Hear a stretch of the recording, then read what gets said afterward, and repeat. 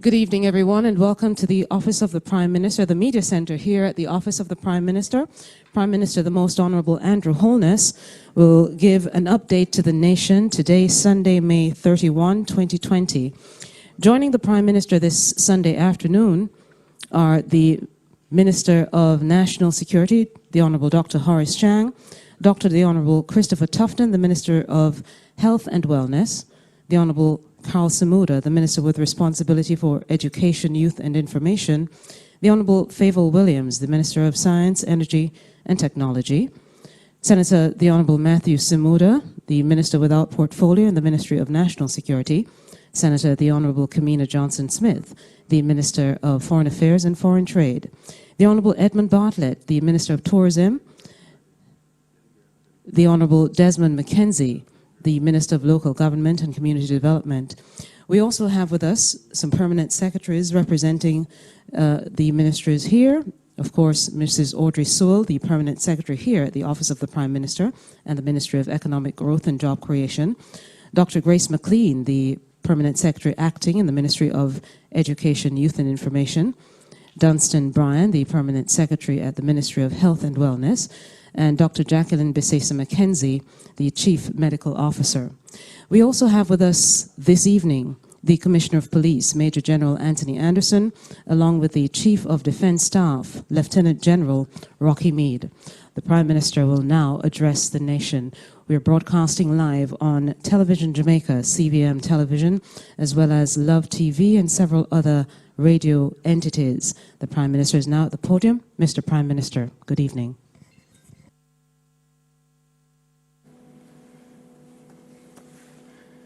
Good evening, ladies and gentlemen. Thanks for joining us this Sunday evening. Before I start my presentation, I want to address an issue which occurred last week, and that is the shooting death of a Jamaican lady in the Augustown community, Suzanne Bogle. The circumstances behind the shooting are still under investigation.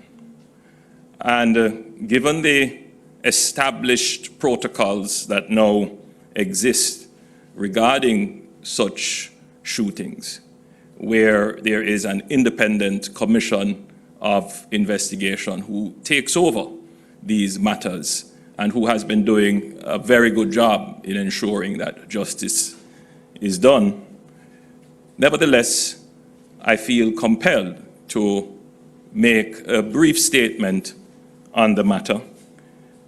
And my perspective was influenced because this morning I called the son of the deceased, a young man who I had an extensive conversation with, and very impressive young man, the best of Jamaica, what we would want to see all our young men aspire to. And I was very moved, very touching story.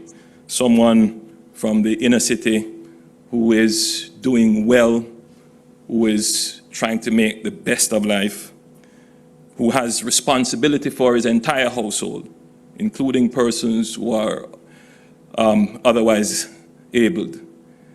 And now to have the burden of the loss of his mother. I was particularly moved, and I comforted him. But the statement which moved me was that he didn't want his mother's death to go in vain or be ignored by the state. And I found that to be very profound. And Jamaica has sacrificed much. We've gone through a rough period in the 80s and the 90s and the early 2000s in trying to establish in law and in process that when someone's life is taken, especially if it is by the state, then there must be established protocols with a higher standard of investigation. And these protocols have been operating now since the passage of the Indicom Act. but there is still a sense where people feel they don't get social justice. And it is imperative that the government at all times reassures all citizens that the government cares. The government will ensure that nothing in these matters will be hidden, will be swept under the carpet, that the social and economic status of the victim does not determine the outcome of justice. And I had what I felt to be a very good talk with this young man, and gave him the assurance that in no way, shape, or form will there be any attempt to cover up, that we will seek to have justice done in this matter. And it is really very sad. It is still within the context of managing the pandemic disaster which we face. Our security forces are at the forefront of this. The criminals have not stopped. The shootings have not stopped. And our security forces have to be on the front line. And when our citizens lose their lives in these very unfortunate circumstances, it behooves me to assure the nation that the laws that we have in place and the processes that we have established will be followed in their entirety, totally, towards justice. I want to welcome this evening Jamaicans and friends from overseas who may be joining us virtually. As you know, a number of measures in the existing order under the Disaster Risk Management Act will expire today, May 31st, 2020. The purpose of today's press conference is to inform the public about the measures that will be in place as of tomorrow, June 1, 2020. We have been indicating now for the last 2 weeks that we will move into the next phase of our management of the pandemic.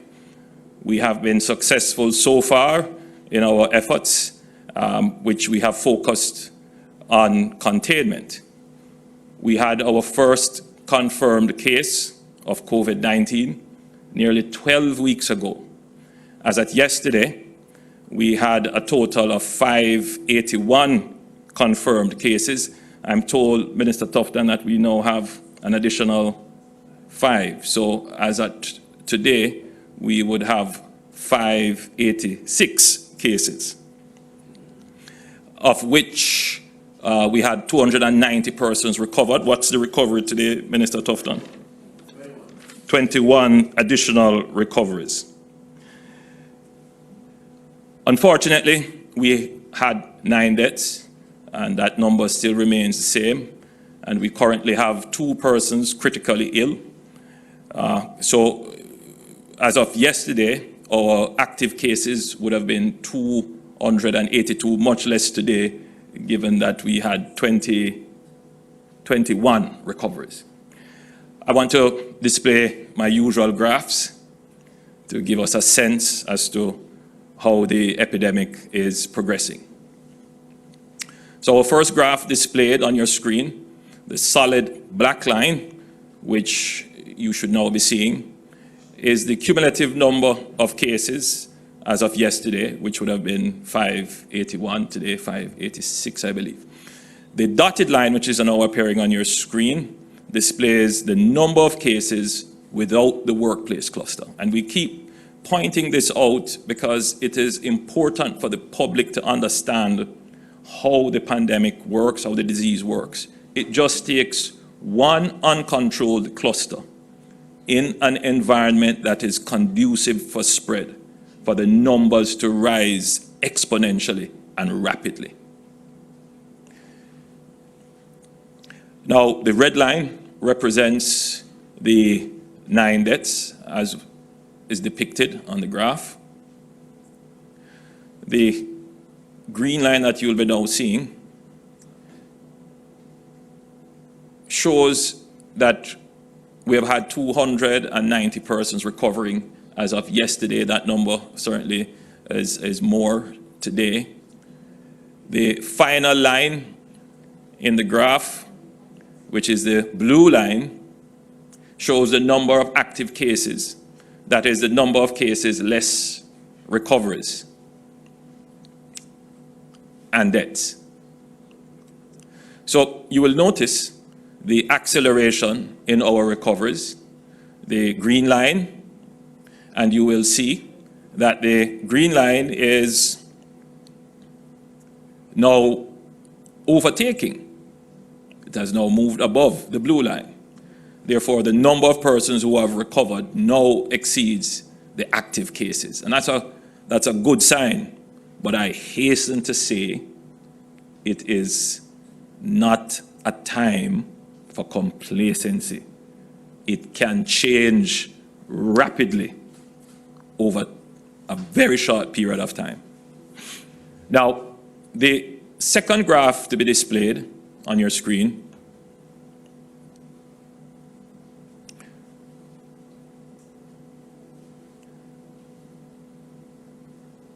shows how our actual cases track against various doubling curves, starting from the point of our first 100 cases. The graph, as displayed, now shows the 6-day doubling. So at the initial start of the workplace cluster outbreak, you could see that we were tracking the 6-day doubling, meaning that we would have doubled our cases every 6 days. Then you're seeing the 8-day doubling, the 12-day doubling, and the 20-day doubling lines. And now we are moving now on a 35-day doubling. Now these curves project how many cases we would have if cases doubled every 6 days, every 8 days, or every 10 days, for example. The shorter the days to double, the steeper the curve, and the faster the growth. Now, when we add the solid black line, which shows our actual number of cases, you will see that we were briefly on the red line, which, as I said before, was a 6-day doubling. And that is the 6-day curve. Now we've moved across. We went to the 8-day, which is the green line, then the 10-day, which is the brown line. Then we crossed that. We moved to the 12-day doubling, which is a purple line. And now we're approaching the 20-day doubling curve, which is the orange line. And if our cases continue to move at that level of increase, that rate of increase, we will cross that in a few days, and we will head out more towards a 35-day doubling. Now, if we are on a 20-day doubling, as of June 20, we would have 1,162 cases.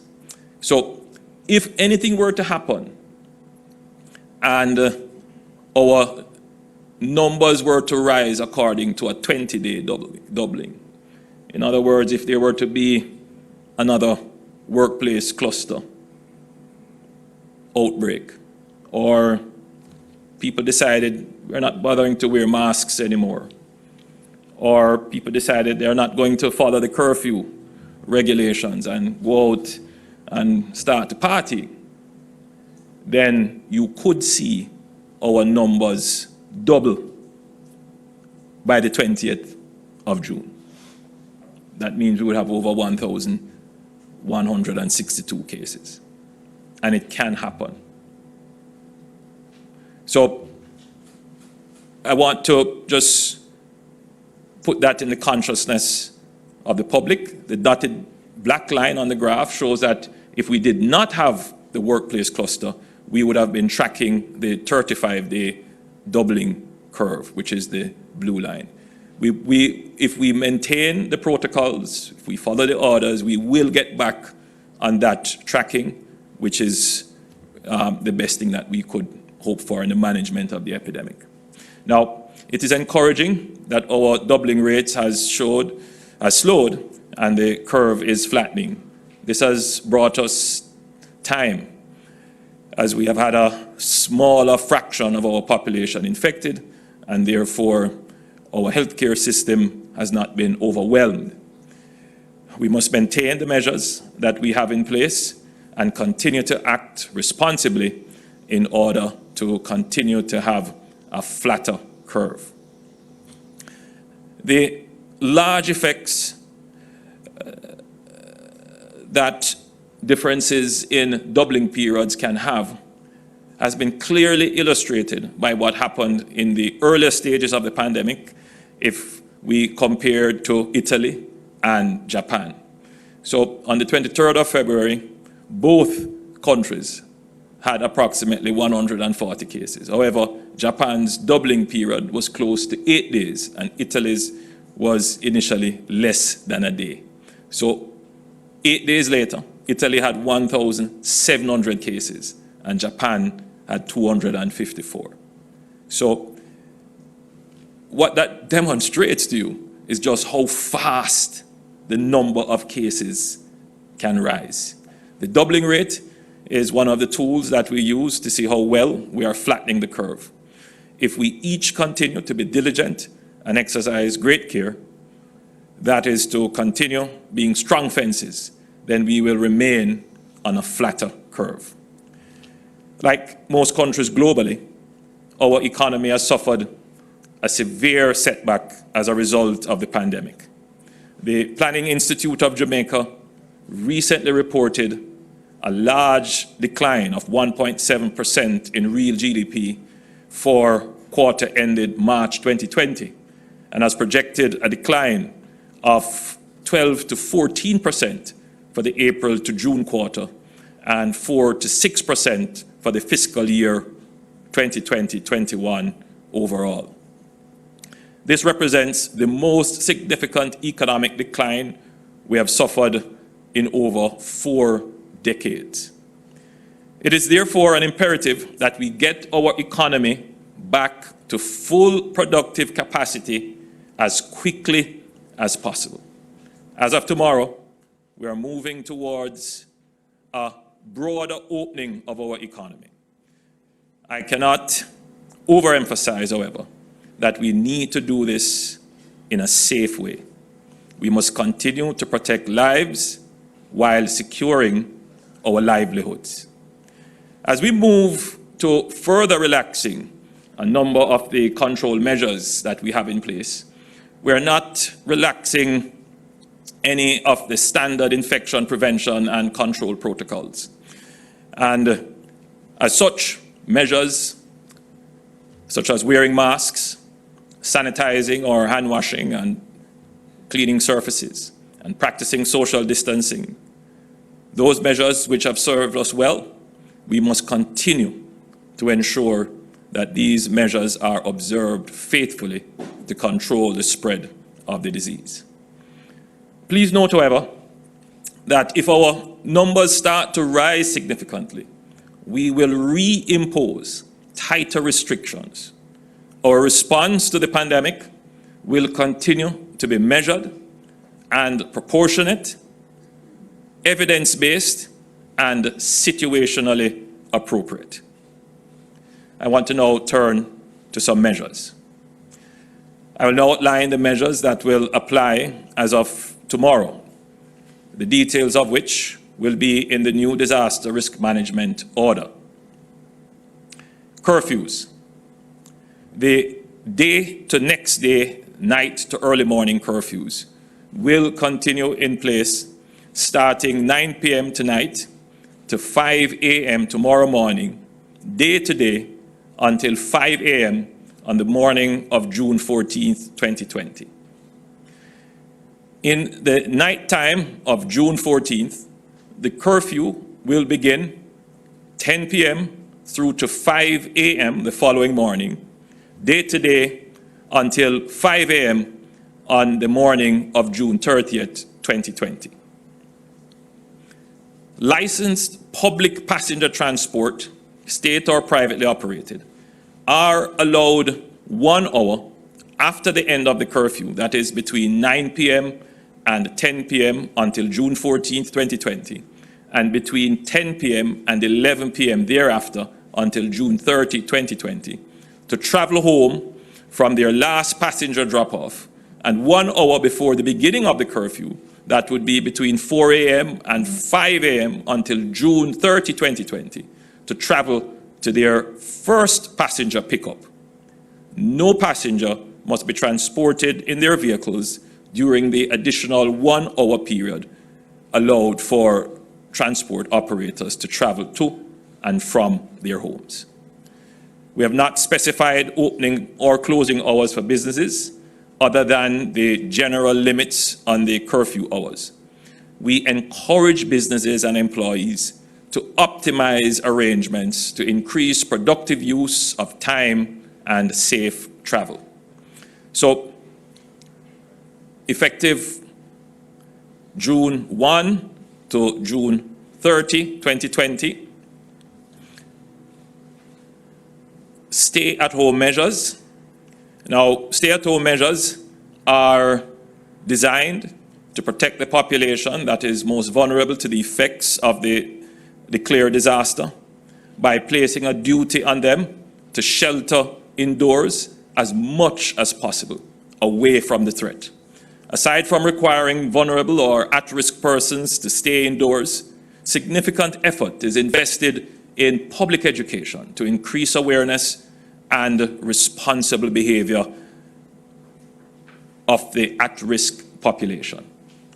The main risks we're trying to minimize in this pandemic disaster are: 1, the risk of significant loss of life or impairment of quality of life if the virus is widely and indiscriminately contracted; 2, the risk of overwhelming state resources to the point where the state is unable to respond and to protect and save lives; and 3, the risk of significant, long-term, and unmanageable disruption to our personal livelihoods and the national economy and our way of life and society generally. Everyone, the country in its entirety, faces these risks. However, some persons have a higher probability of experiencing the worst of these risks: deterioration in health, inability to get health care, loss of income and reduced quality of life, and even death if they are exposed to the virus and contract the COVID-19 disease. The data suggests that the older population are more at risk, having a very high probability of dying if they contract the disease.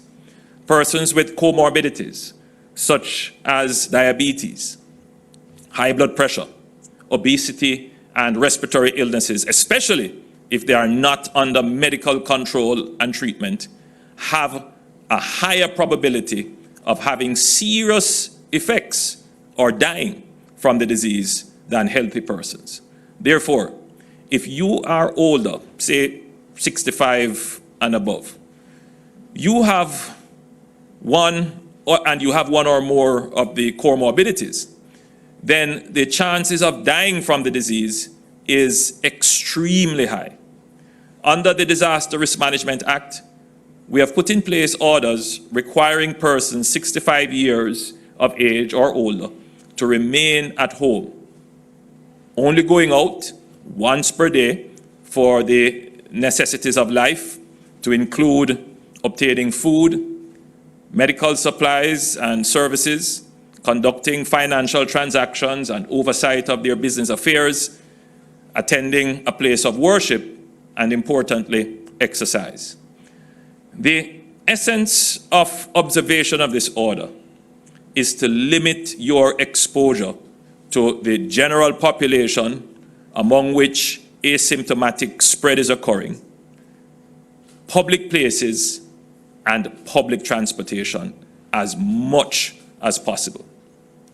In determining your personal behavior and assessing your risk, the order is designed to place you in a frame of mind to only risk exposure for what is absolutely necessary and unavoidable to carry on your life.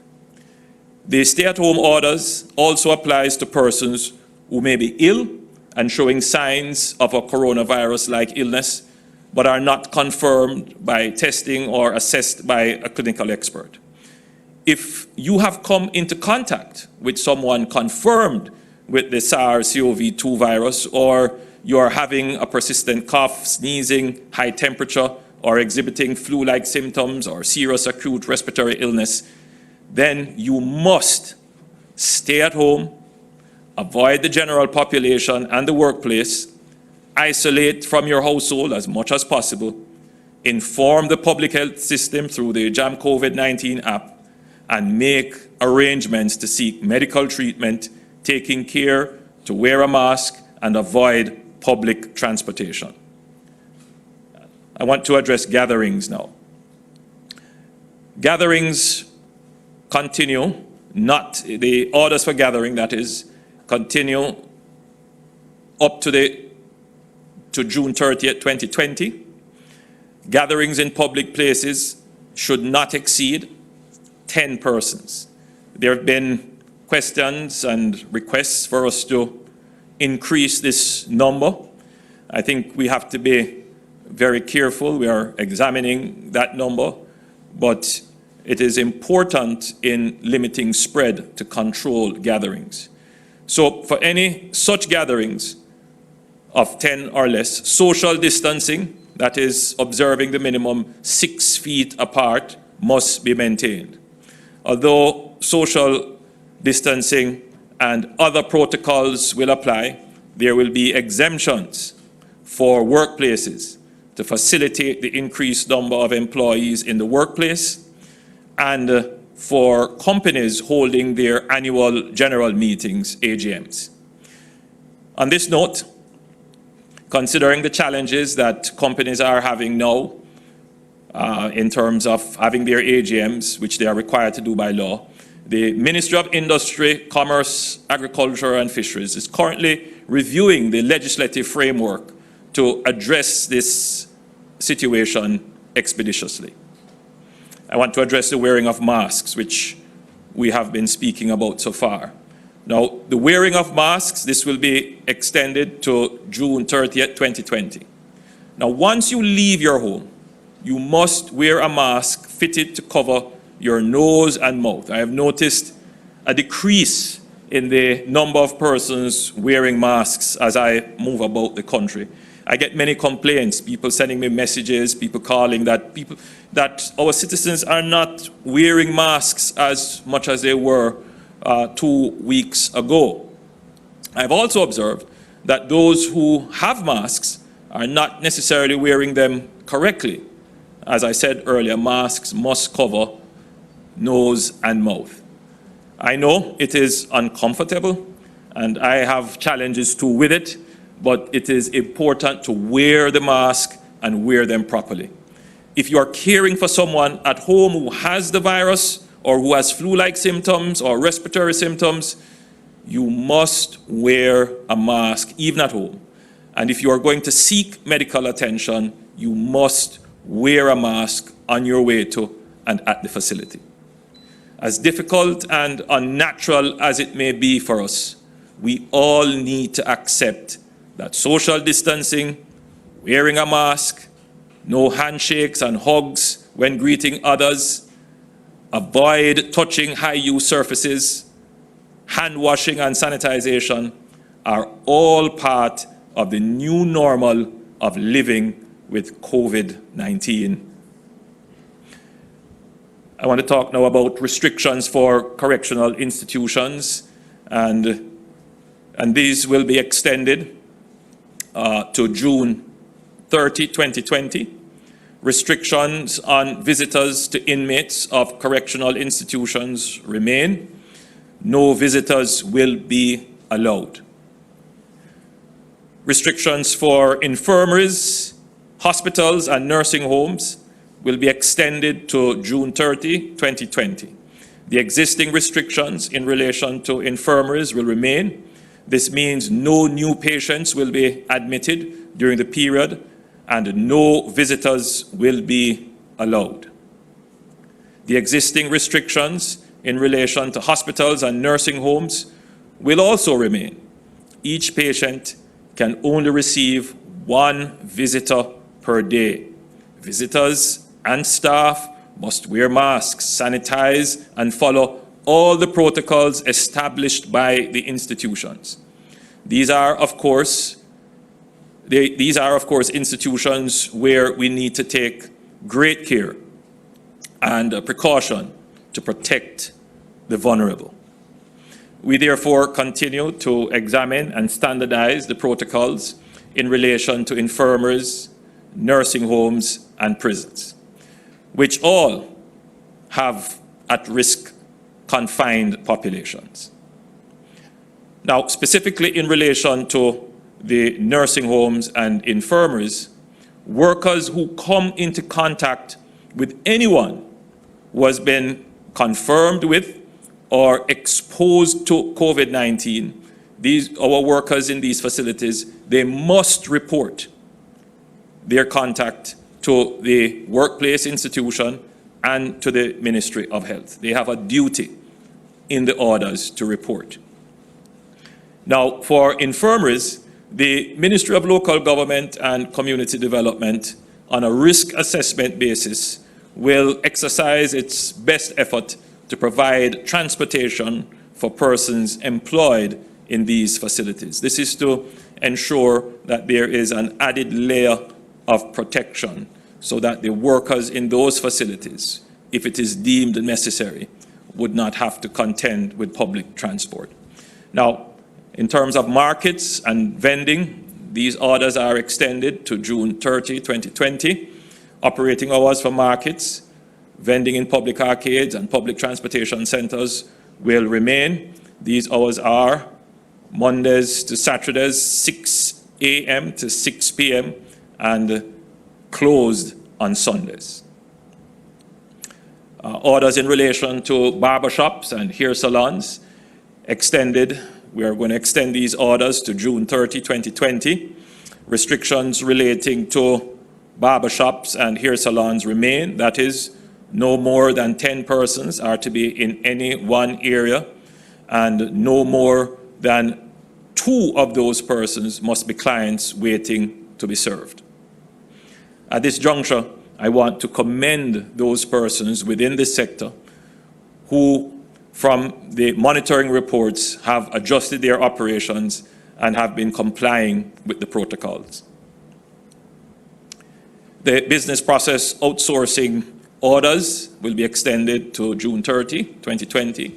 BPOs will operate in accordance, subject to certification and operating protocols as agreed in consultation with the sector. These will be detailed in the order, and as stated previously, I've asked Minister Vaz to have direct oversight for this area.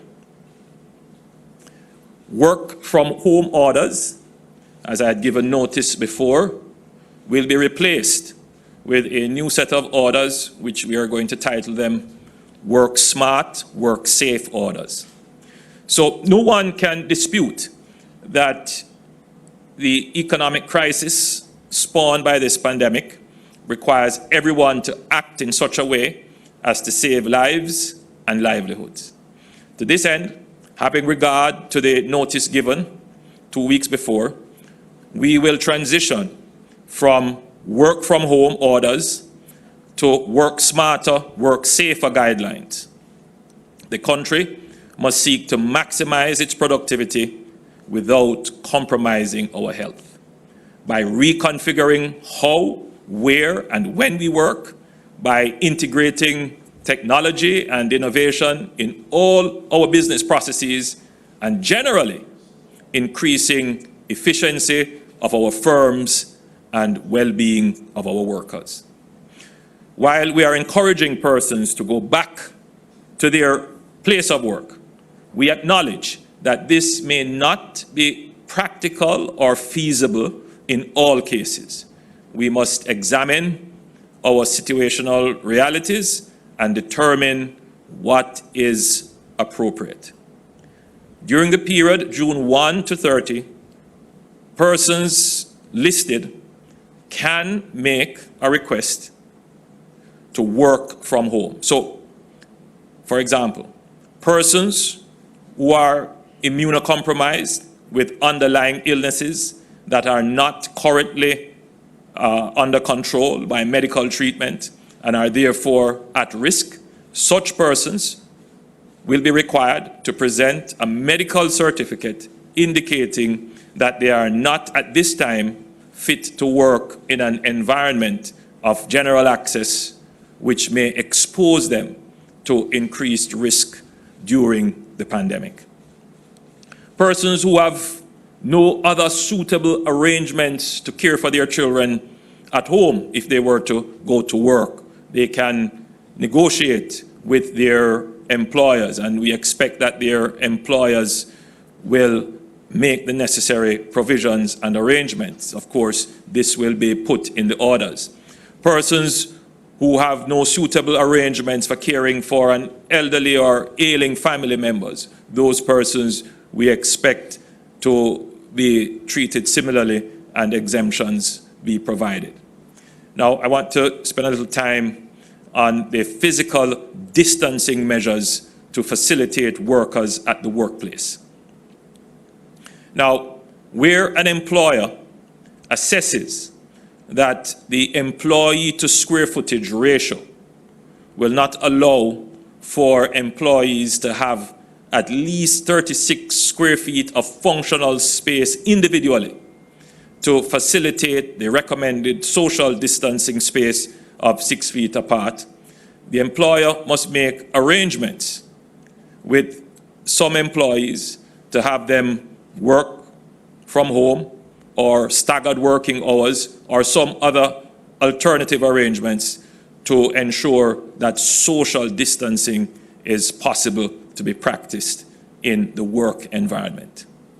Further measures will also be included in the new order to ensure the safety of those returning to the workplace. These will include the operators of businesses to ensure that markers, physical distance markers, are placed to acknowledge the square footage of 36 square feet or the space of 6 feet apart. This would be necessary not just for the workers, but for customers who may be using their premises.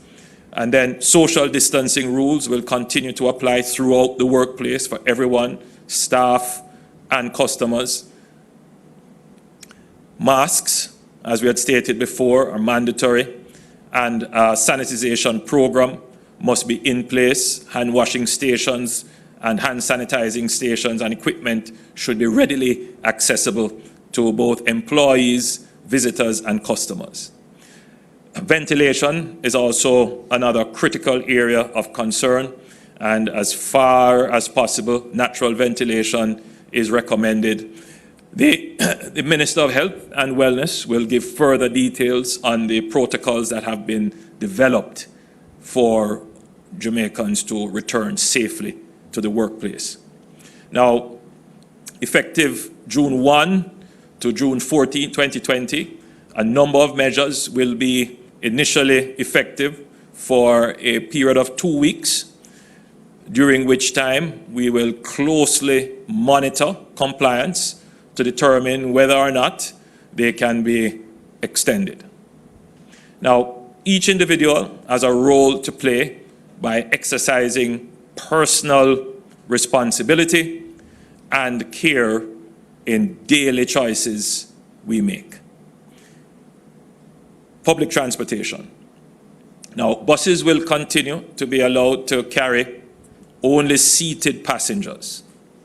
However, after much deliberation, we will be allowing motor cars with PPV licenses to carry the number of passengers allowed by the license.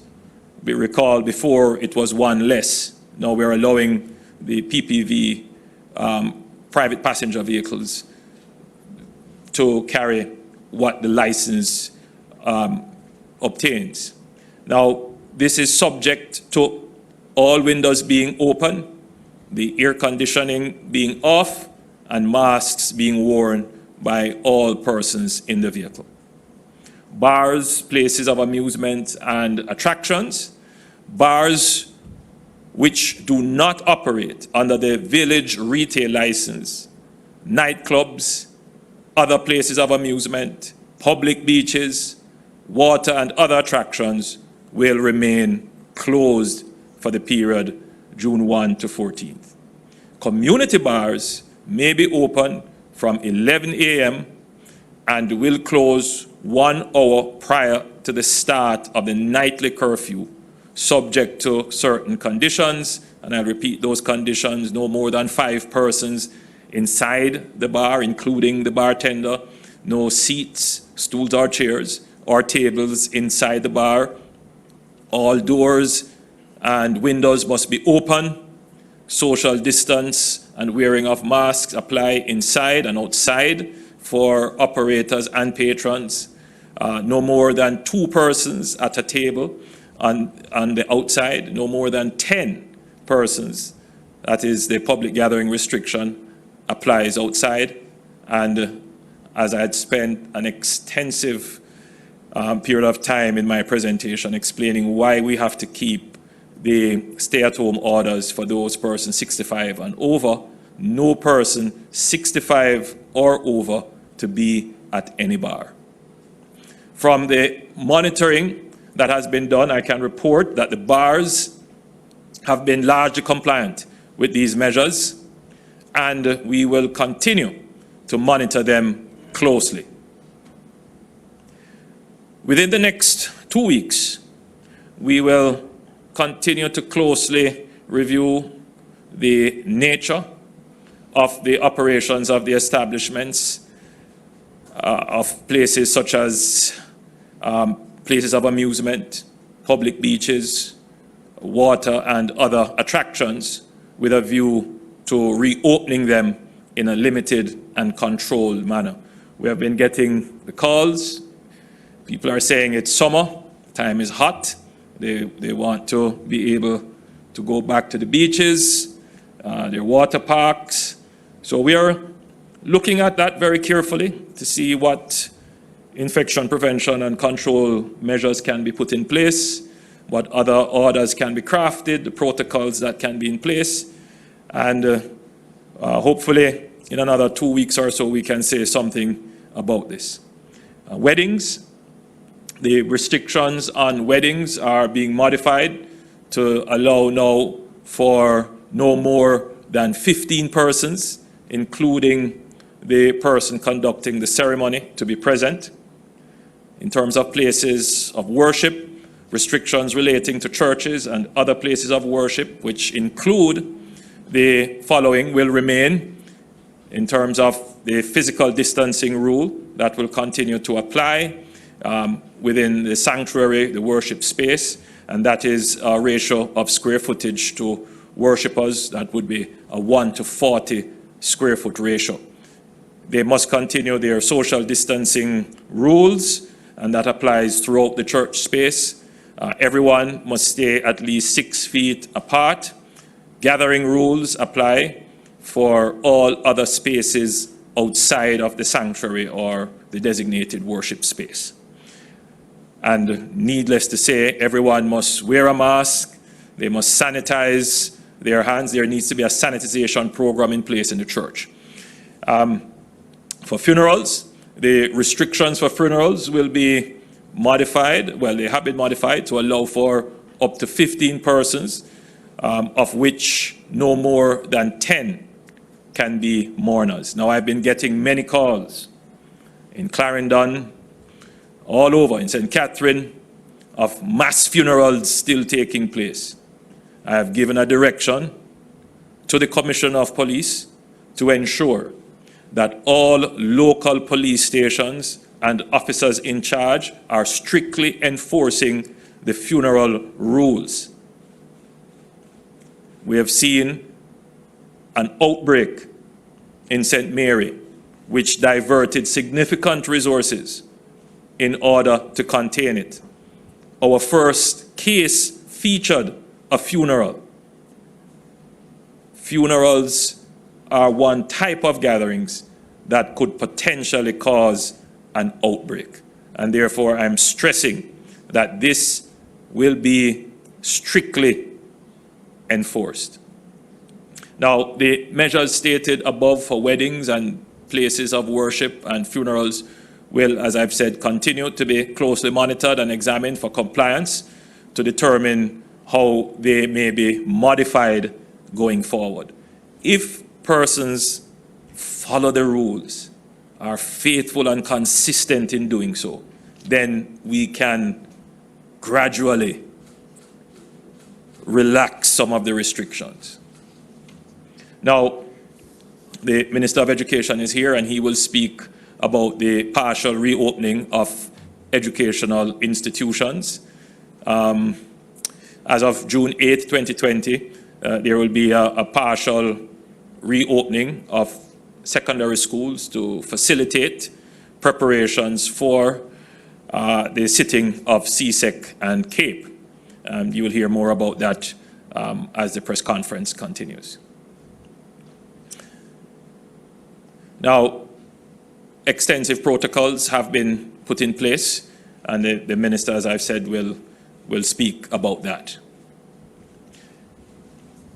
Now, I want to focus now on controlled re-entry of Jamaicans.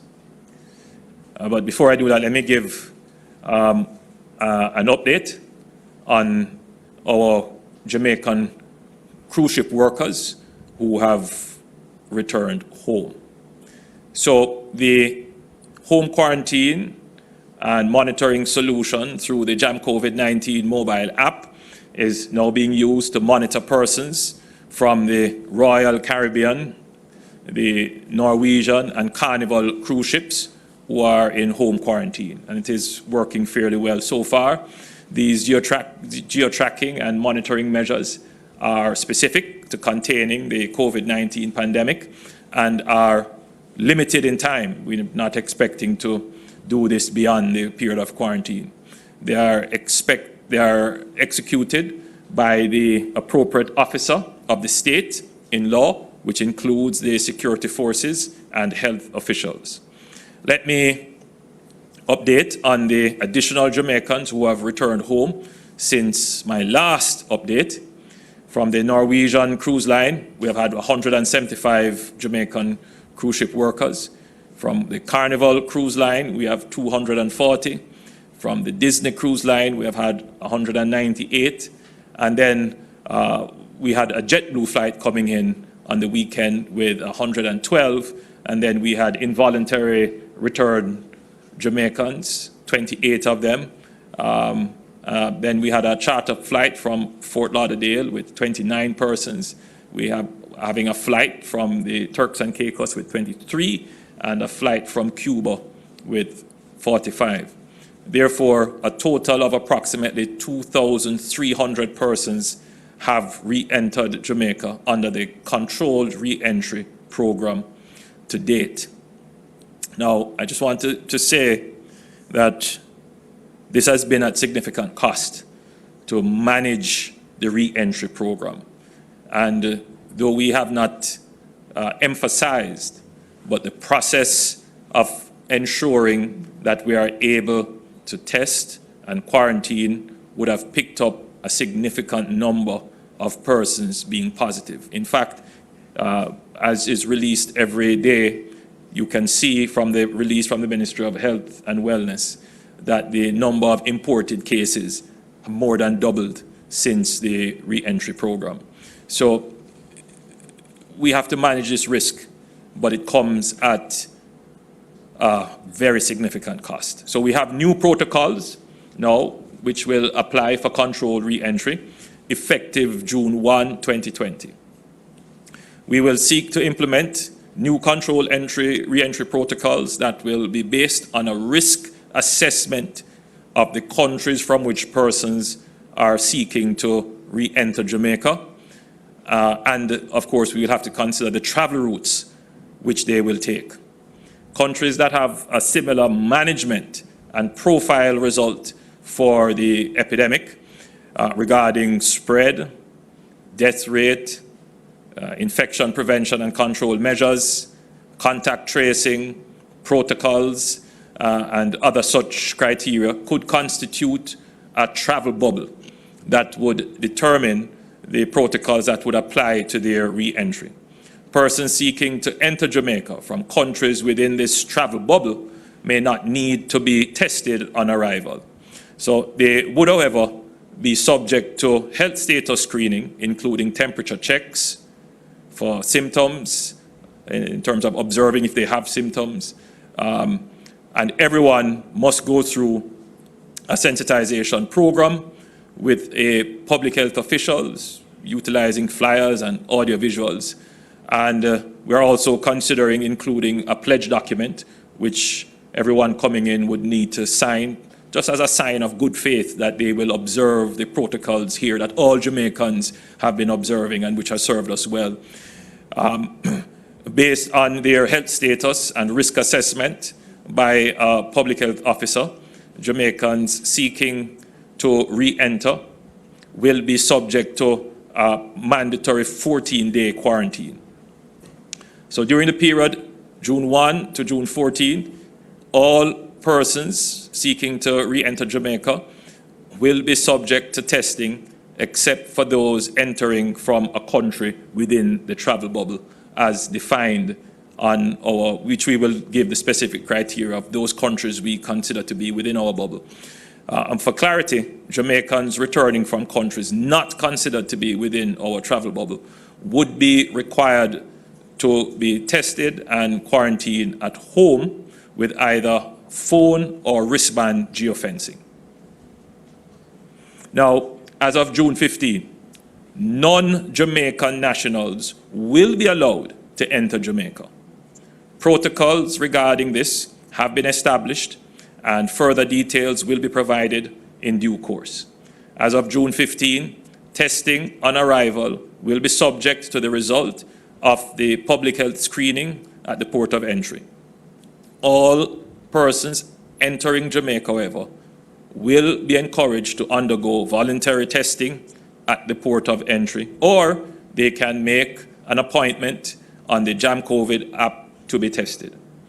As we increase the rate of repatriation of Jamaicans and then move to allow non-nationals effective June 15 to visit Jamaica, we recognize that even with the best will and the most faithful implementation of measures, there is likely to be an increase in our confirmed cases. We must use our available resources in a targeted way to manage and mitigate the risk. We do not have the resources to entirely eliminate the risk. So as we move into the next phase in our management of the pandemic and we relax some of the restrictions, indeed reconfigure some of the restrictions in an effort to get our economy back on track, there will be increased emphasis on every Jamaican taking personal responsibility. Our public health professionals have provided us with guidance on how the protocols that will keep us safe will be implemented. It is now up to each and every one of us to be strong fences as we transition to the new normal of living with COVID-19. Let us give thanks that we have managed this virus and that the number of cases so far have been low. My fellow citizens, please do not let down your guard. Keep following the guidelines, be faithful to the orders and the protocols, and let us together overcome this pandemic. I thank you. I will now turn to the Minister of Health to give his update.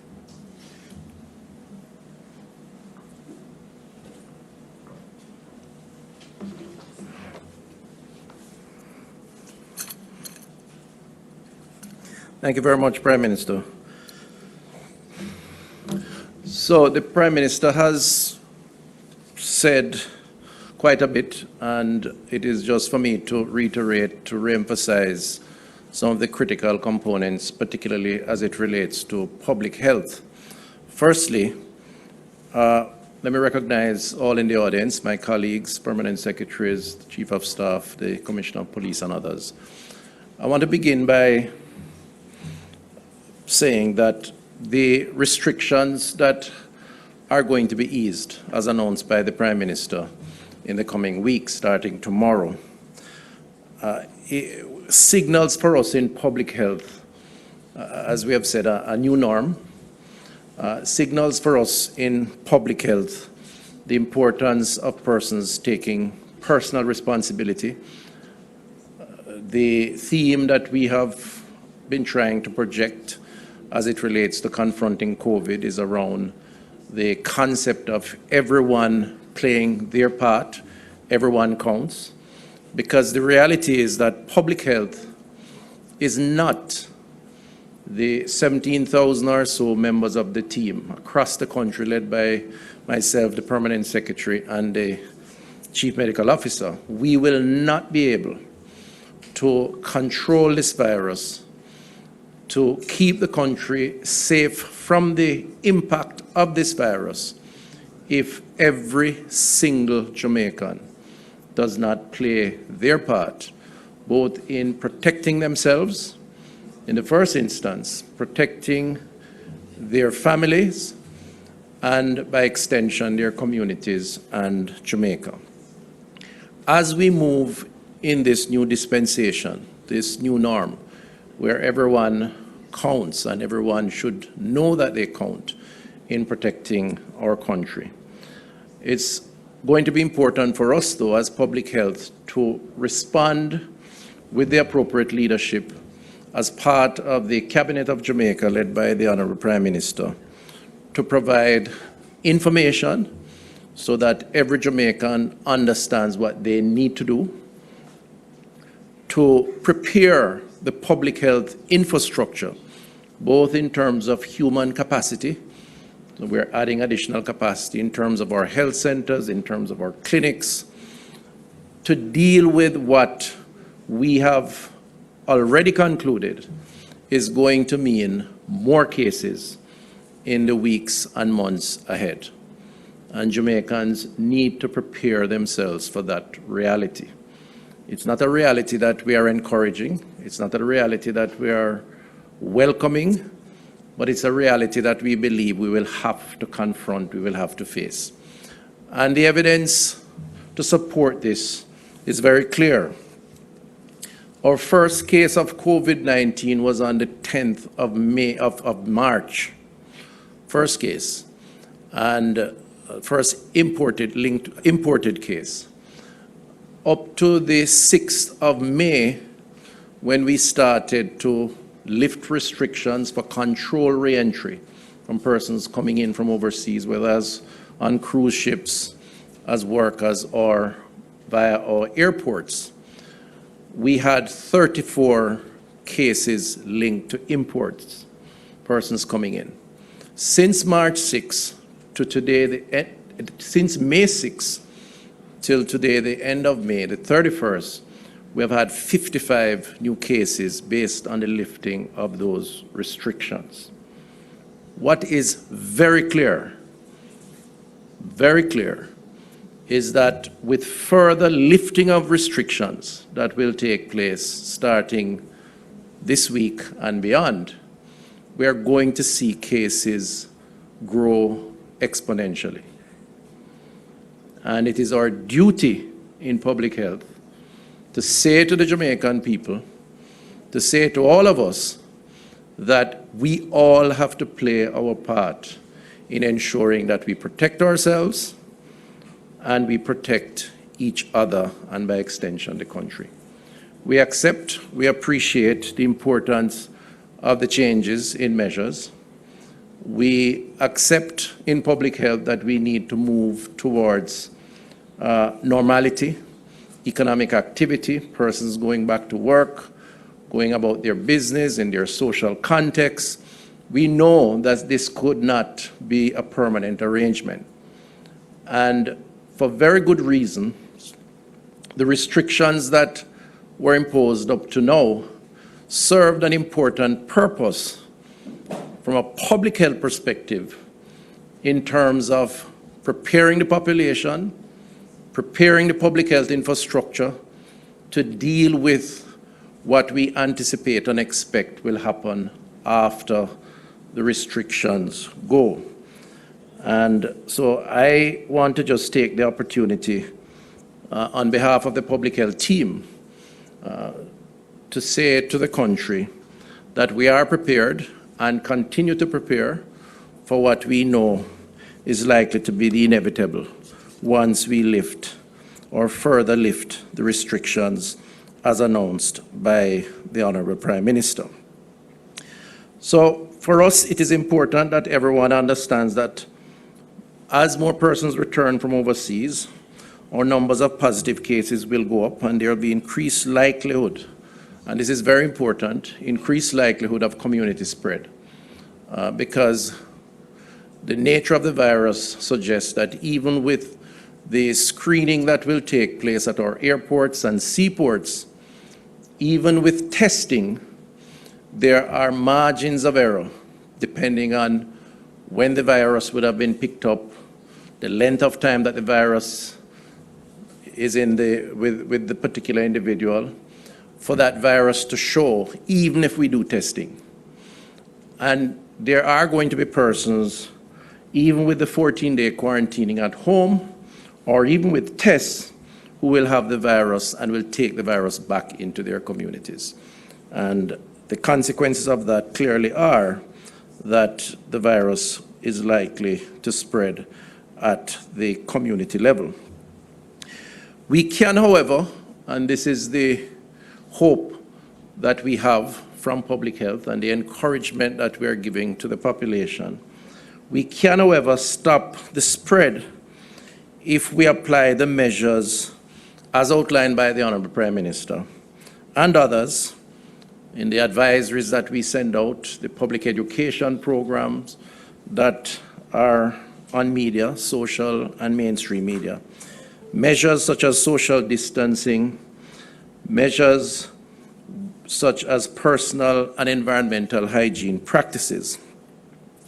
The truth is that all of us counts, everyone counts. We must take personal responsibility to protect ourselves, protect our loved ones, communities, and country. So while we have to conclude that the outbreak is not over, we believe that with these measures we can minimize and mitigate the risks that we will encounter beyond tomorrow. Maintaining a physical distance of 6 feet from each other, as said by the Prime Minister, is critical. Staying at home if you don't have to go out, important, particularly for persons who are of a particular age, 65 and over, with underlying conditions. Avoiding crowds. We're not accustomed to that. We like to socialize, but we encourage Jamaicans, if you can avoid for the time being, please do so. And of course, frequently washing and sanitizing hands and cleaning of surfaces where droplets may fall.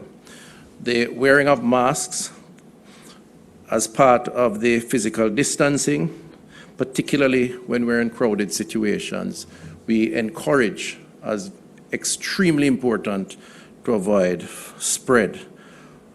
And of course, if we're asked to stay home and quarantine for 2 weeks or beyond, we're encouraging all Jamaicans to follow those instructions. Quarantining at home is going to become the new norm because, as the Prime Minister said, we are not going to be able to have institutional quarantining arrangements for a longer period, under certain circumstances, but not for an extended period. And therefore, it is going to require Jamaicans to exercise the discipline to follow the instructions as given by the public health practitioners. As the work from home order comes to an end, businesses must ensure too that they adhere to the rules set out by the Ministry of Health and Wellness to maintain a safe environment for both employers, for employees, but also very importantly for their customers. I am not going to go through the workplace protocol in detail here because it's quite extensive. The ministry team, and I want to commend them for the work that they have done over the past month or so, have put together 27 protocols that covers a wide range of activity from clinical operations, lab operations, testing, to workplace, and in some instances, specific sectors, so the BPO, the tourism, and all of this information is available on the Ministry of Health and Wellness website, which is www.moh.gov.jm.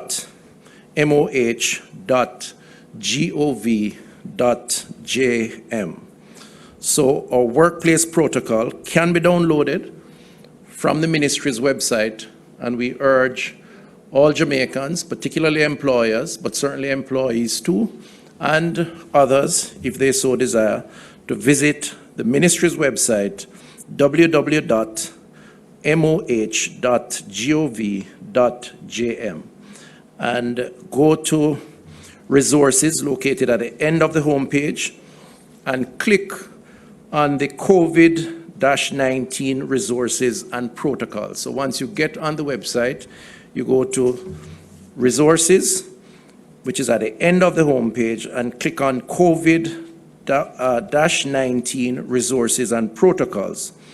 And you will find all the protocols that are available and can download the ones that are relevant to your activities.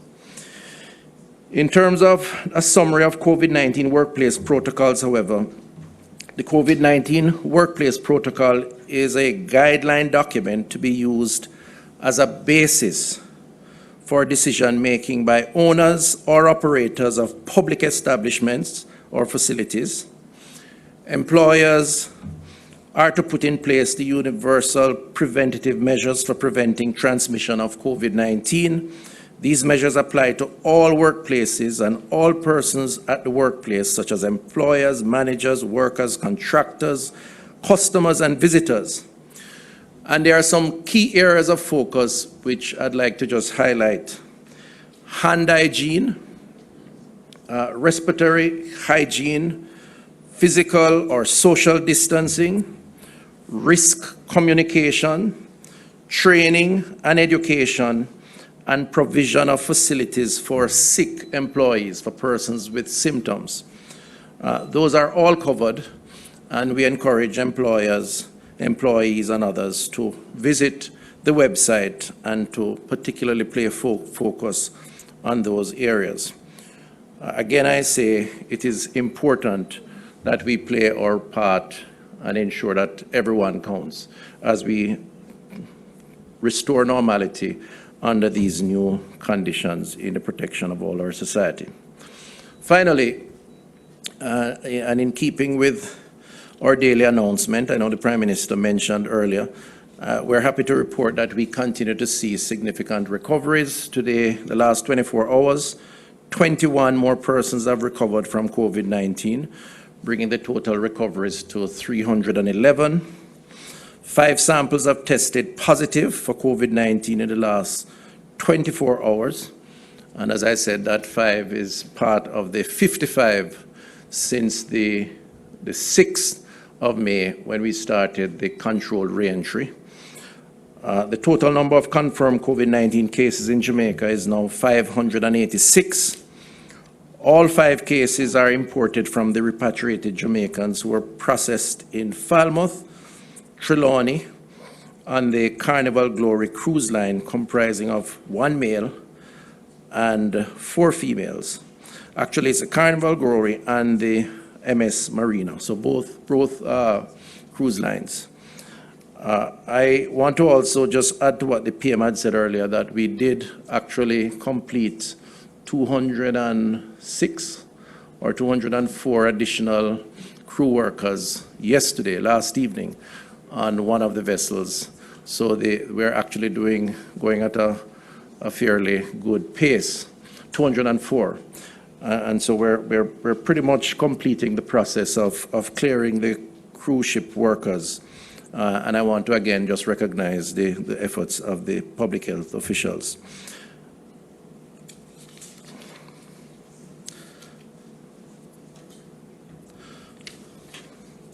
Finally, 89 imported cases, 34 cases prior to the travel restrictions, 15 cases from flights returning from the UK, 8 cases from flights returning from the USA, 216 cases of contacts of confirmed cases, 27 are local transmission cases, not epidemiologically linked. 234 of those under investigations are linked to the workplace cluster, and 20 under investigation. In terms of testing, we have done 12,702 samples, 12,702 in addition to the 586 that have returned positive results. And in the last 24 hours, we have tested some 338 samples. We have 294 patients in isolation and 779 persons of interest in quarantine at government facilities. Thank you. I don't have it. The results of the infirmary. Let me get that and then I'll give back. Thank you, Minister. I now invite Minister Samuda to give us an update on the partial return to the classroom. Minister Samuda is making his way to the podium.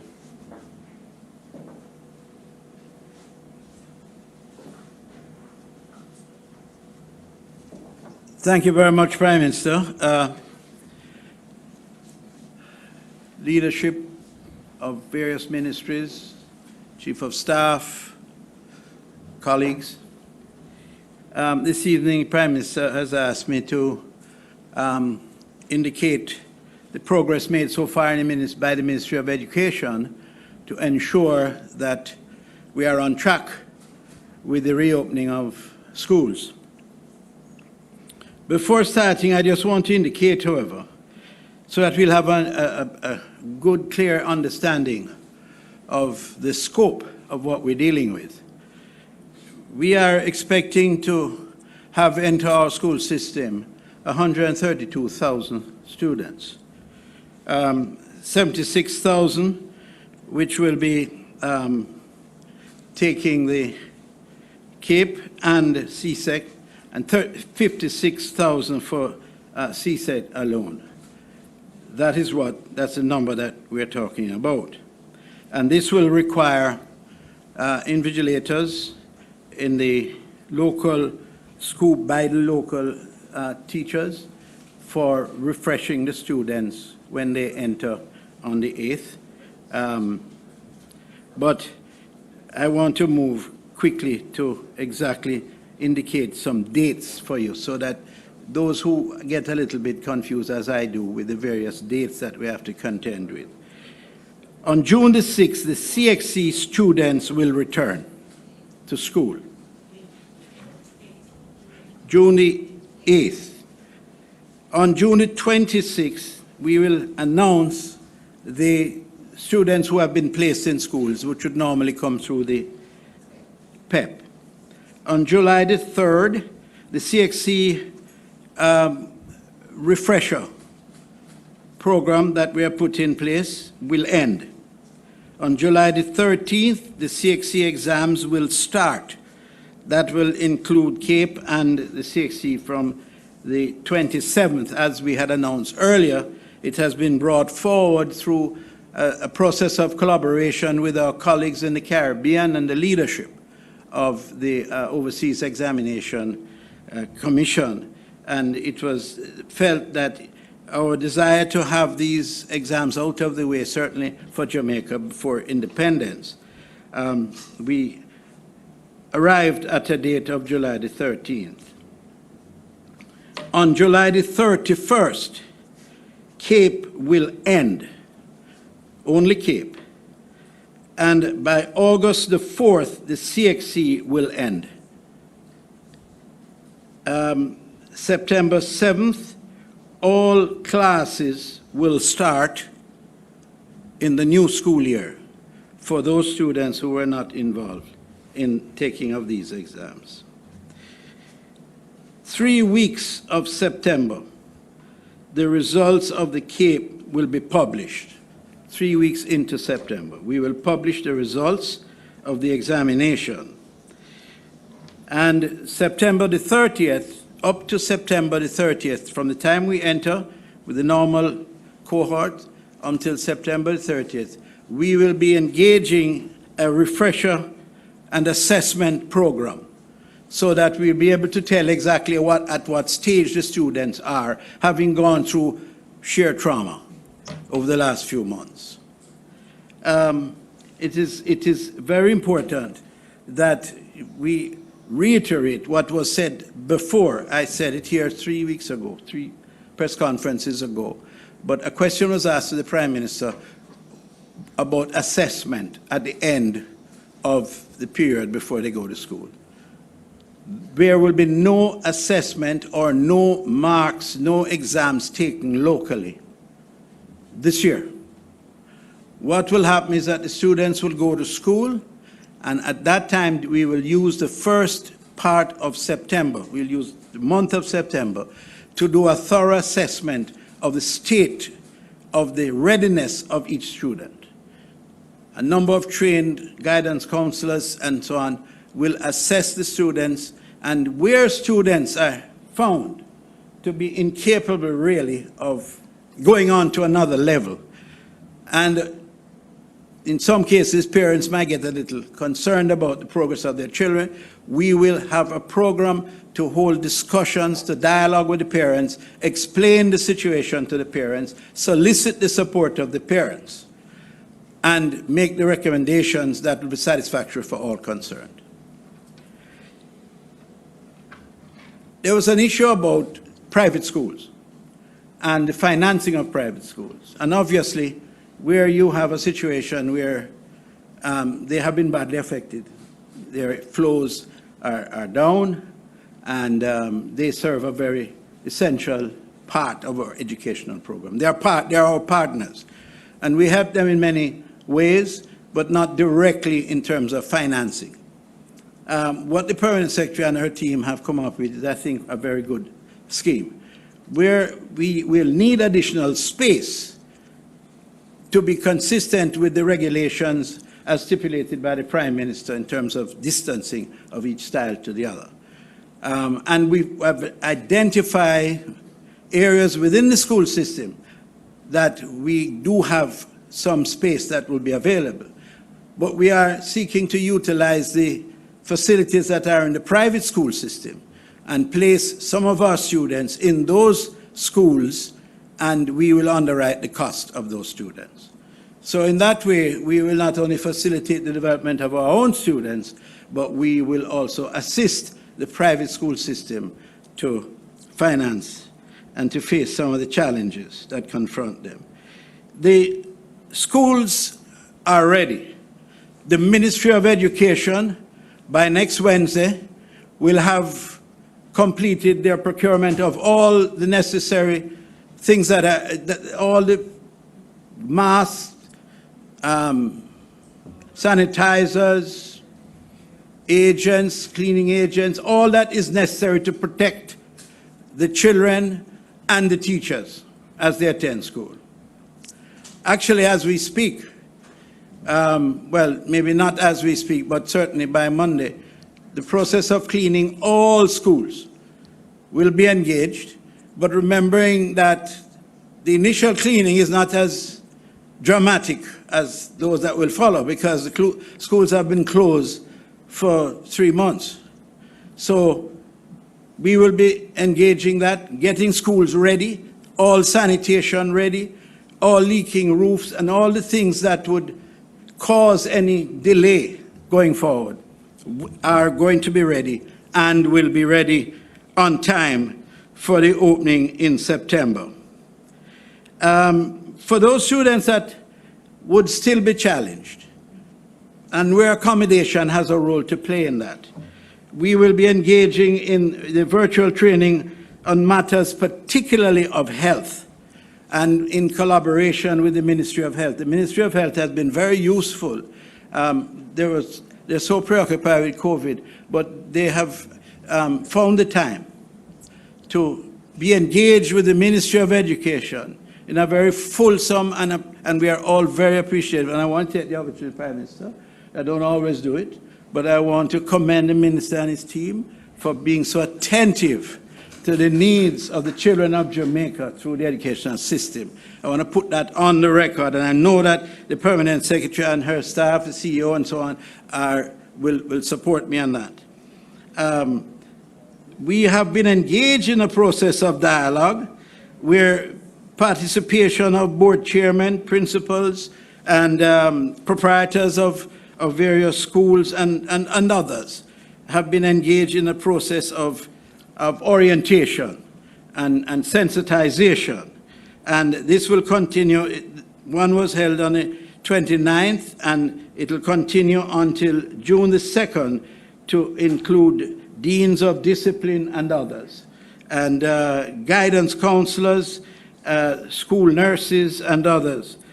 Students and teachers with comorbidities and special needs will not be required to come to school at this time. We are ensuring that they don't come to school, and so that there will be maximum in the protection mechanisms that we put in place. Teachers who may suffer from the same ailment will not have to come, certainly at this round of invigilation and so on, and assessment.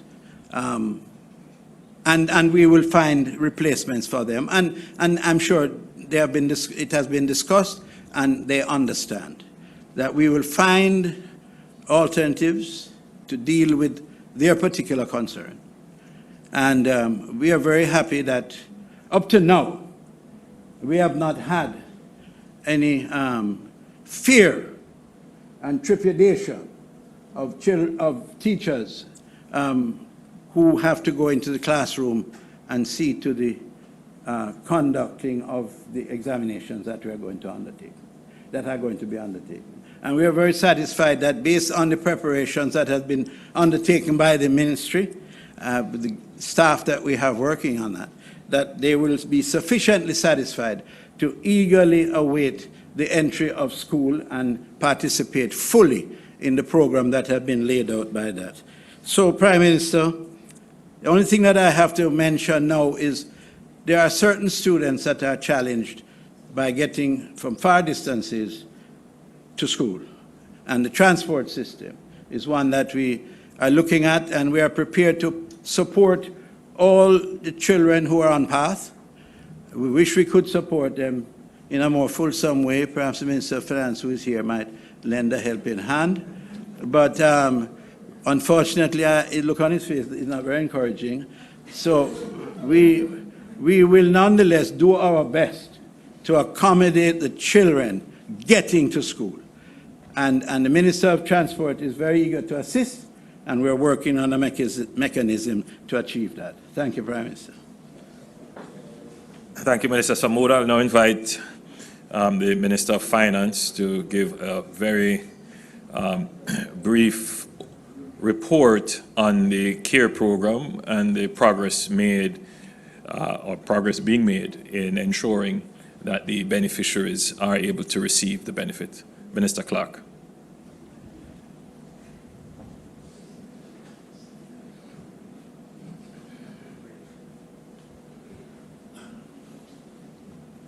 Thank you, Prime Minister. Let me just start by saying that under the CARE program, $1.1 billion is being transferred to the Ministry of Labour and Social Security to supplement the PATH program. And so PATH beneficiaries who would normally receive 2 payments between the months of April and June will now receive 3 payments without the need to make any application.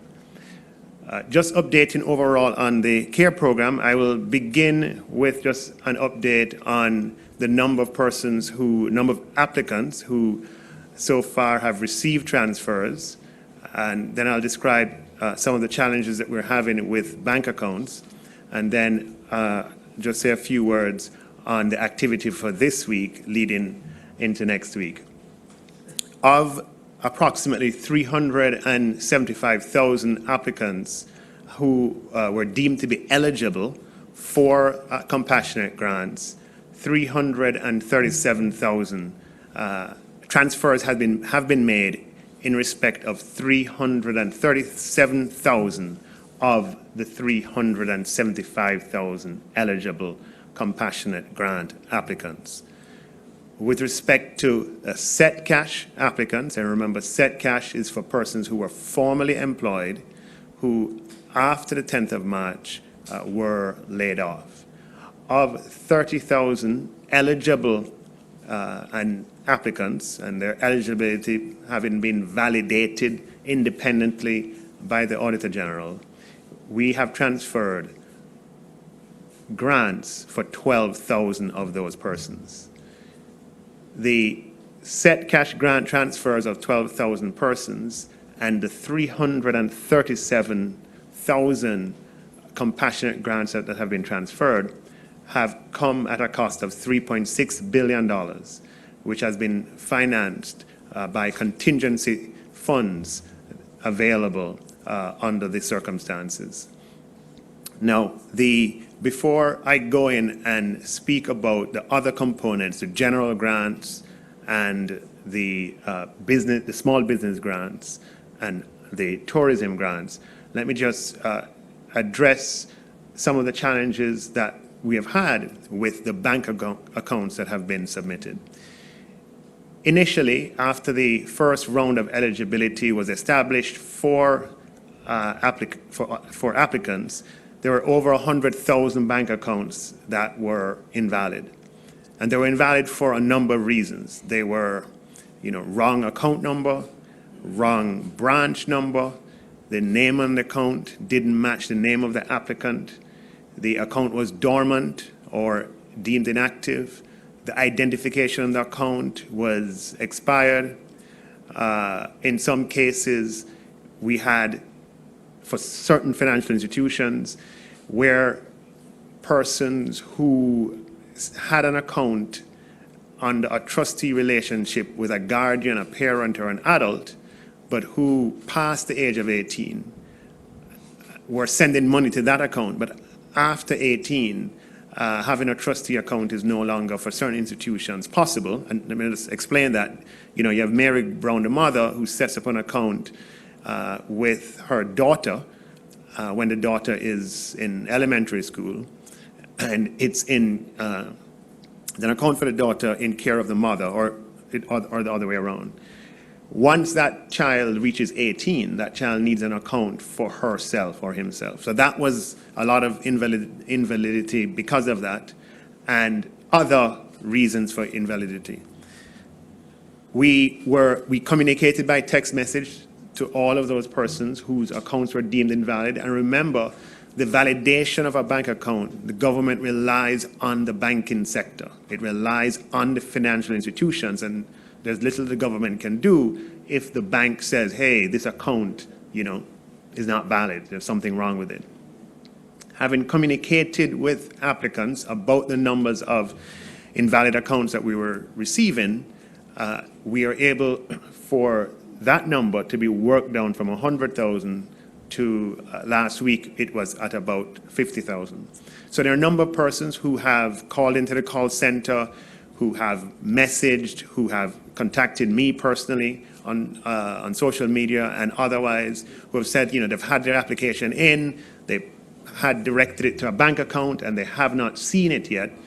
I just want you to know that we are working on the validation for a number of accounts, and that work involves the top management of these financial institutions. The CEOs of these banks are involved and are putting all the resources that they can in order to expedite the validation and for minor issues to find a way to accommodate.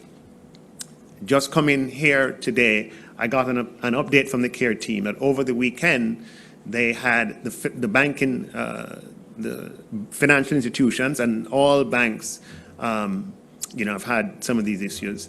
That over the weekend, 20,000 of the 50,000 have been successfully validated, which means that we have reduced the number by approximately 40%. And those 20,000 will be queued up for transfers this week. And the management of the financial institutions continue to work with the CARE team in order to validate the remaining accounts, and will be in contact with individual applicants. And we won't stop until all of the eligible applicants are in receipt of their grant. In addition, we had an issue with some set cash applications, particularly from the tourism sector. And again, we've been in touch with a number of these applicants via the email address, which is info@wecare.gov.jm, or through the toll-free call center, or persons who have interacted directly through other platforms. There was an issue where persons who were eligible and whose eligibility had been communicated to them received a message a few weeks later to say they now were ineligible. And I know that caused a lot of confusion for a number of applicants. And what happened is that after their employers had uploaded P45s on your behalf, payments went through the payroll system to some of those same persons. And so when that happened, when TAJ processed again prior to making a transfer, it would seem as if the person was actually employed, because payroll deductions were coming up in April and in May, and so they were immediately taken off the list. On further investigation, and remember, this is a process that we have invited the Auditor General to review, and so we want to make sure that every transfer is made to persons who qualify based on the objective criteria. And where payments were turning up in April and May for persons who said they were laid off in March, it definitely generated a stop and a need for further validation. The good news is that Tax Administration Jamaica last week was in touch with over 300 employers who had employees in these categories. And as a result of that further validation, they were able to find that a lot of those payments that went through were residual payments, which should have been on the P45, but there were residual payments to persons who were genuinely laid off. And as a result of that further validation, over 5,000 set cash applicants who had received this message that they found a little disconcerting will be in receipt of the first of their set cash transfers this week. So 5,000 additional set cash grant transfers will be made this week, in addition to the 12,000 that were made before. Now, in terms of, so those were the two challenges on the bank accounts and on the set cash eligibility that we have worked through. With respect to going forward, the work program for this week and the program for next week, we will be making the transfers for the 5,000 set cash applicants who I just described received a notice of ineligibility after they were confirmed as eligible. And in addition, there are 19,000 set cash applicants who were laid off in April who will receive the payment for the month of April. And of course, they'll receive a payment next month as well. And those 19,000, when you add it to the 12 and to the 12,000, will bring us up to approximately 31,000 persons. In addition, we have, of the 1,200 small businesses that were confirmed as eligible, transfers have been made to 381 of them, and processing continues for the remainder. This week into next week, we are working on the validation for the general grants, and I just want the public to understand that that validation process is quite involved because the number of occupational groups is quite large, and the database for the validation, will come from a different source. So the database for the validation of taxi for PPV licensee will come from the Transport Authority. The database for JUTA and JCAL and Maxi drivers will come from TPDCO, and the database for bar owners and barbers and hairdressers will come from the Ministry of Local Government. And that validation process is underway, and again, it will also be subject to an independent validation by the Auditor General's Department as well. Once that is completed, the transfers for the general grants will begin. With respect to the best cash applications, and we'd have received best cash applications from approximately just under 300 employers who were applying on behalf of approximately 22,000 employees who earn under 1.5 million, who they had kept on staff. We are in the process of finalizing the validation for these, and there's some other issues to be worked through. And as soon as that occurs, the transfers will begin with respect to those best cash grant applicants. So that is the update from the CARE program. The good news is that in terms of numbers, a vast percentage of persons have received transfers, but in the case of the Set Cash program and the Best Cash program, recall that the transfers are not one time. There'll be a transfer to follow in subsequent months as well. So that's the overview, Prime Minister. Thank you.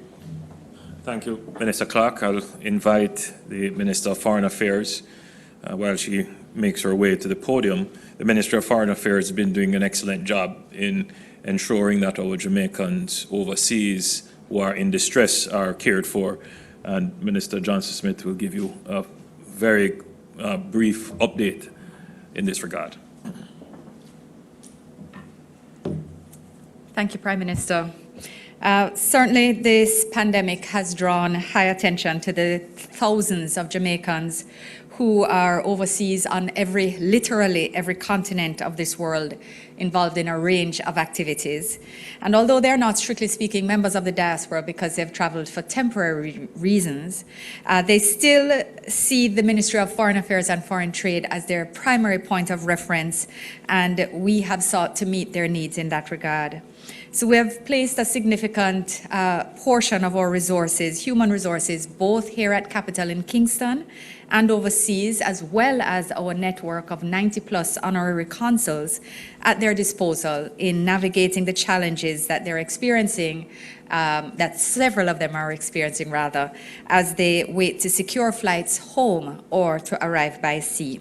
Emergency numbers and emergency contact information have been posted on our website, mfaft.gov.jm, as well as on social media for some time, and they have also been posted on the social media of our overseas missions, and they certainly have been and continue to be used, as there are hundreds of calls and emails fielded by us on a daily basis.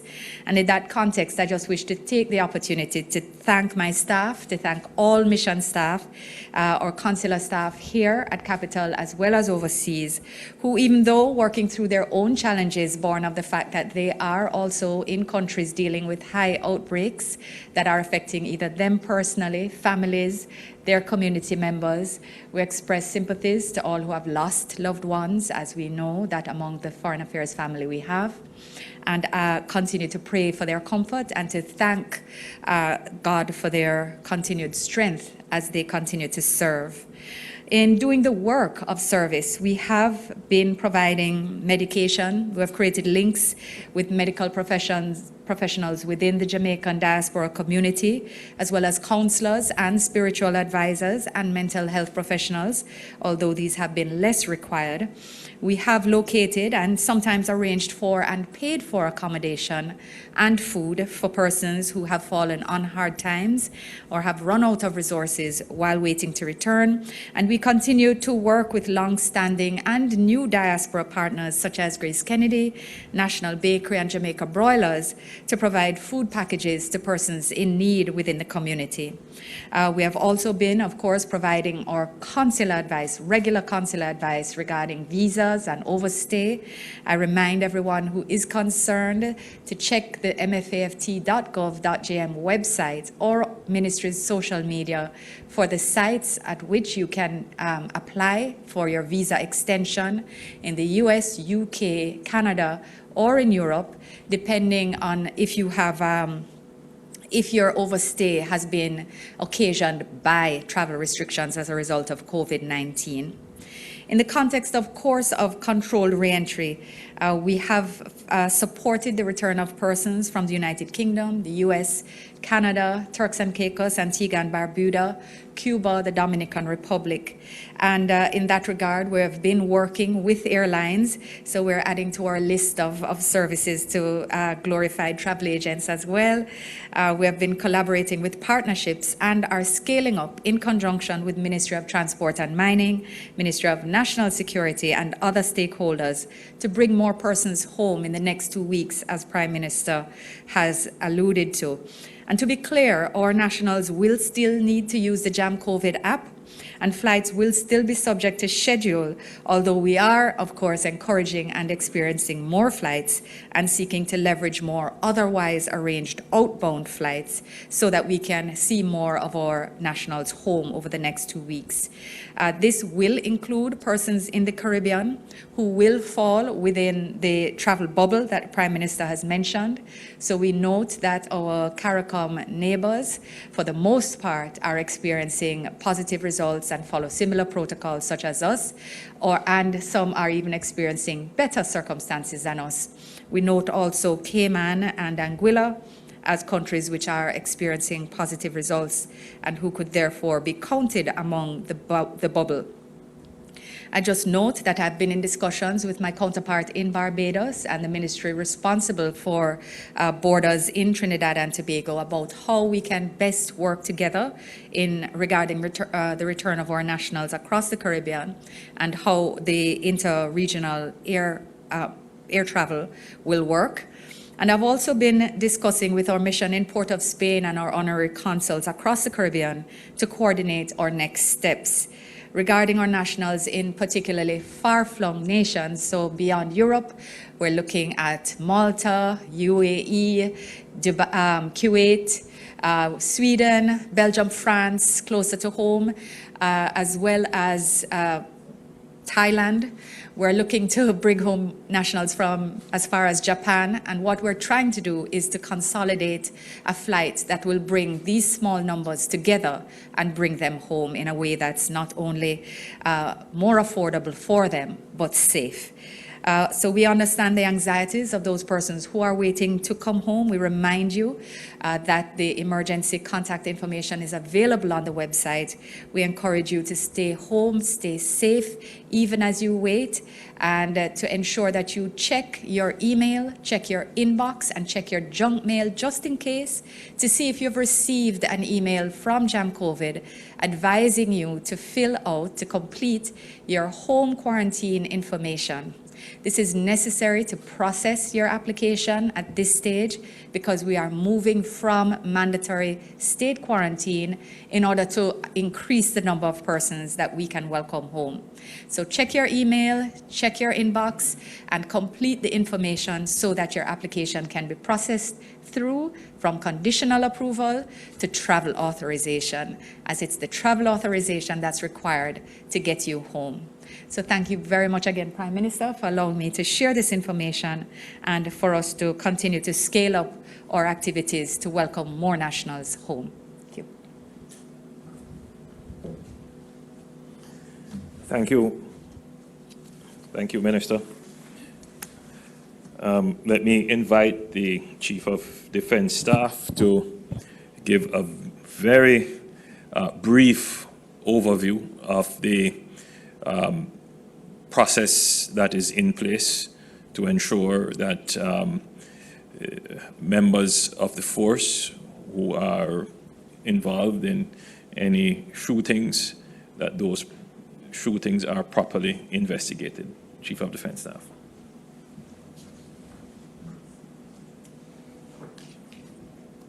Thank you very much, Prime Minister. The Jamaica Defense Force abides by the system of independent investigation of any incidents that members of the force are alleged to be involved in. And we are subject to investigation by both the Jamaica Constabulary Force and the Independent Commission of Investigations. With respect to the specific incident that the Prime Minister mentioned earlier, we immediately informed Indicom of the incident, and they got persons on site immediately. As far as I understand it, they put out information to the public the following day to indicate that they were in charge of the scene and the investigation and the information they were gathering. What has transpired so far, as they have confirmed, is that 4 soldiers involved were taken off frontline duties. They were interviewed by Indicom by the Friday. All the weapons involved were boxed by Indicom and are awaiting ballistics testing. And as I said, they have been taken off operational duties. We are giving them all the support that they need. I think they sent out another release earlier today indicating the progress. So it's a standard practice. We actually notify Indicom within 24 hours of any incidents, because sometimes they are not aware until we tell them, but we do have a protocol established. It is important for us to assure the citizens of Jamaica that your safety is important to us. That's our primary duty, to keep you safe, to uphold your human rights. And we have a very well-established program of training, education, and enforcement of human rights, respect for human rights by our soldiers. We are committed to ensuring that if there's any evidence of abuse of any of our citizens by our soldiers, that they will follow the due process that is established internally and externally by organizations like Indicom. Thank you very much. Thank you, CDS. I believe we have covered much ground today. I'm certain there are many questions, and we are prepared to answer.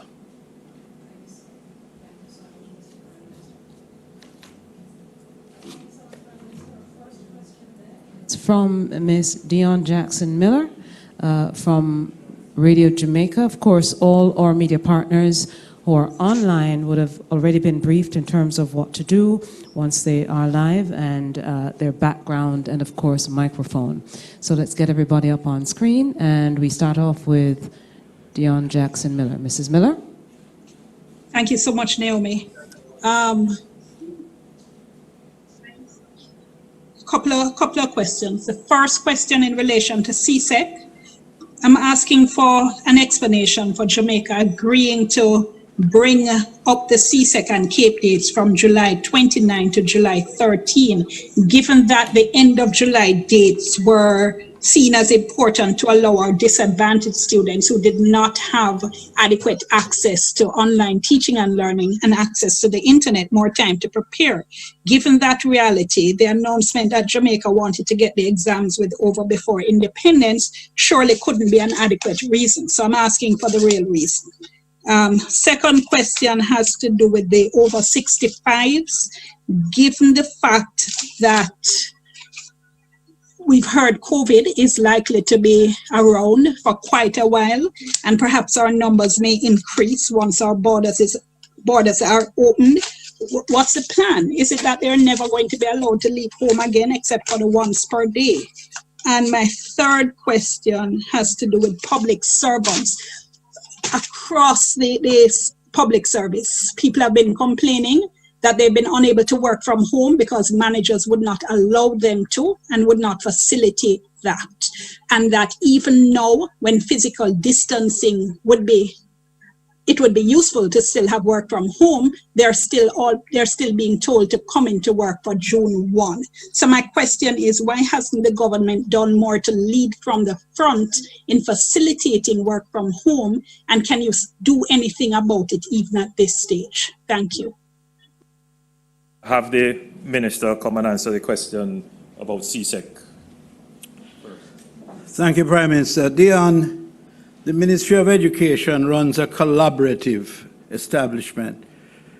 It consults and it collaborates with our partners. And who are our partners? Our partners are all the Caribbean countries with the respective ministers and their respective cohort of teachers at all levels. Having reviewed the situation and based on the progress being made in Jamaica through the health services, the tremendous effort of the Minister of Health and his team, we are satisfied that the risk anticipated at the time that it was proposed is no longer as intense, and therefore it made way for us to be able to participate as they have chosen to in this examination. We have to collaborate with our educational partners. That is where we draw our strength as a region, and taking all factors into consideration. And also, what you might not be aware of is that the curriculum at the time that we closed schools had almost been completed, only leaving about 2 weeks. And during the period of time that we have prepared to reopen at this stage, work has been done to complete those that have not been completed, and also the SPAs, the assessments that were a bit lagging, have been brought up to speed, and it was felt by the entire team that it is better to enable the students to get on with their examinations and to, rather than to wait, having completed their course of study and prepared to go to the exams. What about students as partners, Mr. Samuda? Because the National Secondary Students Council had said they were not consulted and they did not agree with the who? The National Secondary Students Council. Oh, yes. Well, we are driven by a principle that once placed in a position to lead, you must lead from the top. You must lead from participating at those who are particularly involved in setting policy and discharging policy set down by the government of Jamaica. We cannot lead. You could never imagine us arriving at a conclusion as to when to engage students in an examination by being guided by hundreds, and I suspect, if you take it to its full extreme, over 100,000 students. It has to be led by those who teach and who plan, and with the experience of others, both locally and internationally. Thank you, Minister. Just to be clear, the question that Dion Jackson Miller asked regarding why before the holiday break, it would be very difficult, and as we discussed, to carry through the exam through a holiday period. It would be very disrupting, and therefore I suspect that the planners at the Ministry of Education wanted to find a date that would not disrupt the examination process with a holiday period. As it relates to consultations, I'm certain that there are always consultations going on, but as Minister Samuda pointed out, that and I share a personal experience which I had shared with you, Minister Samuda, that when the question was asked about 3 or 4 weeks ago about CXC and what would be our position, and I had indicated that my preference would have been to give our students as much time as possible. After that, I began to get calls from principals who were saying, but Prime Minister, we are ready, and don't drag it out. And the principals who are really, in this regard, your frontline, your decision makers, it would be very difficult for the government to make a decision other than what the principals have decided and agreed in, because they are the ones who know the preparedness of the system. So our decision really followed what the principals themselves said were the best options. So I'm certain that you would have had discussions with the principals and with the National Student Council. So, but as Minister Samuda says, in these times of national disaster, actions have to be taken. As I would really have wanted more time, but if the principals are comfortable, they know the curriculum best, they know the students best, and I think CXC understands the challenge regionally as well, and they were prepared to go earlier than later. So I suspect it is a decision that will be beneficial for all. In terms of your question, the 65 and over, You know, the truth is, as I said in my presentation, the essence of the observation for persons 65 and over is to minimize action that is not considered absolutely necessary for your living and your well-being. So stay at home as much as possible. Avoid crowds, avoid public gatherings, avoid public transportation as much as possible.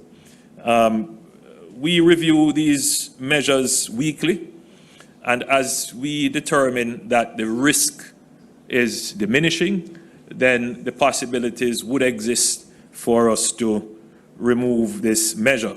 But as you have said, we are bringing in a new population post the closure of the borders. We are relaxing certain measures. So the probability, the possibility is that our numbers will increase and our 65 and older, especially those with comorbidities, will be at even higher risk than they presently are. So now more than ever, you need to have this measure in place. In terms of the public service, I must confess, Dion, this is the first time I'm hearing that the managers in the public sector were not following the guidelines, because you will recall that the guideline was that our managers, our permanent secretaries and section managers and directors, that they should put in place measures to allow work from home. So now that you have raised it, I will at my next opportunity speak with the cabinet secretary and probably convene very quickly via Zoom a permanent secretary's board meeting to hear what exactly is the situation on the ground. And I will report at our next press conference. Thank you, Mr. Prime Minister. I just have one quick follow-up from the Senior Citizens Group, CCRP, and they actually wanted some more clarity on that, the issue of the 65 and older. Those with businesses who would want to go out, again, I think they're really pleading to see if they so would. The way in which we have crafted the order, you will recall in my state, in the first set of orders, we said that you would go out for the what is called the necessaries of life. And we termed it at that time, it was food, it was medical, and I believe we had said financial transactions and exercise. We have modified the financial transaction segment to say, and attend to give oversight to their businesses. And it is crafted that way to specifically indicate that it is not meant that you should go there and operate and be amongst your customers and so forth, but to give oversight, make sure that it is being run properly, and then make your way back home. Thank you so much. I think they're much more relieved at that. Let's go then to Mr. Dashan Hendricks of TVJ. Dashan? Yes, good evening, Mr. Prime Minister. Good evening, Dashan. My questions surround mainly the reopening of the borders, yes, so to speak, starting tomorrow. And just correct me if I misquote you in any way, but I'm asking, you mentioned a travel bubble, countries within a travel bubble, and that persons who come in from those countries may not be subjected to testing? Yes. Which countries are in this travel bubble? If you could just name some of them. And the second question relating to the opening of the borders here, as of June 15, you said that non-national Jamaicans will be allowed to enter Jamaica, but then they'll be encouraged to do voluntary testing. Why voluntary? And if these non-nationals, which are tourists, will they be subject also to quarantine? All right, so let's start with your first question. The concept of a travel bubble is not original to Jamaica. We have looked at other countries which are considering it and looked at the strategic deployment of it. Effectively, what the travel bubble would be countries that have equal or better performance in the management of the pandemic within their jurisdiction, have good results, and there are many countries like that within the Caribbean region that have had no cases for more than a week, that have cases below 100, that follow the same protocols like us, which would be in terms of the contact tracing, the management of clusters, using the public health system in a similar way to educate people. They have the similar orders in place regarding social distancing and other measures, wearing of masks, etc. So those countries would effectively have a situation that is similar or better to Jamaica, and therefore the risk level for bringing them back, providing that they are not going through a country that is not in the bubble. So if you're coming, and I don't want to call any country's name now because we haven't published the list, we have just given the criteria. But if you're coming from a country within our bubble, but you have to go through another country that is not within our bubble, then a different protocol would apply to you. The second question would be, if I'm interpreting it correctly, Dashawn, why not ask everyone to test coming into Jamaica after the 15th? Meaning, why not ask Jamaicans and non-Jamaicans visiting to test? It comes down to, one, resources. We simply do not have the human resources to conduct that kind of test, and the logistics involved. As you can imagine, the strain that is being put on the public health system right now to test those that we are requiring to be tested under the present protocols for the controlled re-entry. I'm not seeing it physically feasible to be testing all flights that are coming in with 200 and 300 passengers at a time. The delay at the airport, it just would not make sense. However, this is not to say that they will not be tested. We will have provision for persons if they want to be tested. We have provisions for persons if through the screening process, and that's very important, even though we are allowing persons to come in, they will have to be screened. We will be doing the temperature checks. We have advanced machines at both airports that can do mass temperature checks. We will have our public health officers there who will be physically looking and observing for symptoms. And we will go through a process of sensitization. And if through that process we pick up persons who are of interest to us in this regard, then we will require them. The public health officer will have the duty and the authority to require them to be tested. And so there will be some testing capacity there, but I don't think it would be practical to say we would be able to test everyone.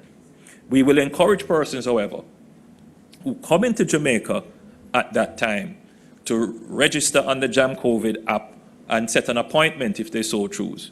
And we will, through that process, arrange for testing. Thank you, Mr. Prime Minister. Just a time one more check. thing. It is 8:14. Dashan, if you would, given that you've asked two, let me just go to Janet Silvera, who is today wearing her hat as the Gleaner reporter, but of course Janet is also the head of the Montego Bay Chamber of Commerce. Janet? I'm sorry, Janet, could you unmute your mic for us? You're speaking, we're not hearing you, so could you unmute yourself? Okay, please? thank you. Good evening. I have two questions. Indicom noted the absence of body cams in the police military operation in Augustown. How many body cams are operational in the JCF and how many in the JDF? And why has the government failed to expand and operationalize this crucial check on the potential for police and military excesses, especially with soldiers being heavily involved in policing? That's number one. Number two, what safeguards will be there for Jamaican immigration, customs, and hospitality workers from potential COVID contagion if there isn't pre-testing of international travelers? And will there be restrictions for tourists' movement throughout the country? Notice that beaches have not been reopened. So I'm wondering how that will affect those who are not staying on all-inclusive properties. A very good questions. May I ask General Meade to answer your first question?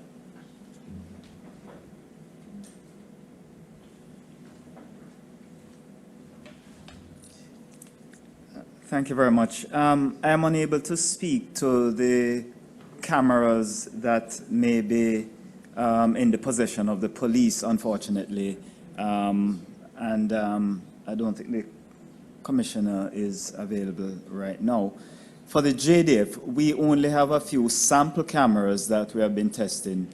So last year we got some and they failed to meet the requirements. They were not sufficiently rugged to stand up to the normal activities of the troops. And we got a different set this year that are currently undergoing testing.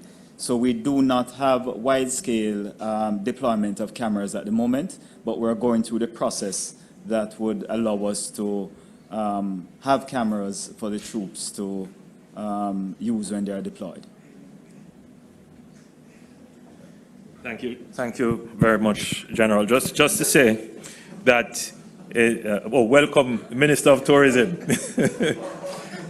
just to say that the government is committed to increasing the number of body cams being worn. However, we have to social distance. Thank you. However, we have to bear in mind, that we have very serious budgetary constraints, but the commitment is there and we continue to increase the numbers on a yearly basis. You asked a question, Minister of Tourism, regarding what would be the protocols in place for tourism workers, for people in immigration, if pre-testing isn't done. But before you come up, I'll just say to everyone, you could test yesterday and go on the aircraft, land in Jamaica, and test immediately after coming off the aircraft and be positive. So, and we agonized over what should we require regarding testing and what would be the best way to deploy testing resources. And I think the protocols that we have come up with are sufficient. It really means that we have to manage the risks in a different way. It means that every single Jamaican must follow the protocols and the orders under the Disaster Risk Management Act. That is what is going to, at the end of the day, ensure we keep our numbers low. But the Minister of Tourism can tell us a little bit more about our protocols. Thank you very much, Prime Minister. I think that our ministry, along with Health, signed off today, in fact, with perhaps the most rigorous protocols anywhere in tourism. 122 pages of it, covering every single element of stakeholdership activity in tourism. And very central to it all is the protection of the workers of the industry. And every effort is being made to ensure, and indeed I want to make the point that some of the protocols that the companies themselves have put forward, and I've seen a number of them by way of their YouTube renditions of what their protocols are, that are well in excess and exceeds those that we have put forward in terms of how they are going to manage their space and, more importantly, provide the necessary COVID security equipment for the workers of the industry.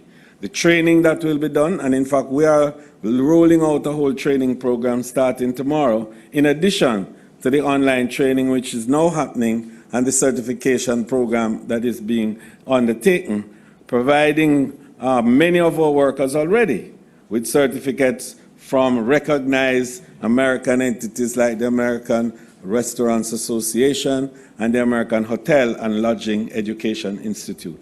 Those certifications have already been given to a number of the 7,000 tourism workers who are registered online for the programs that we have put forward. So we want to make the point that much more is going to be done.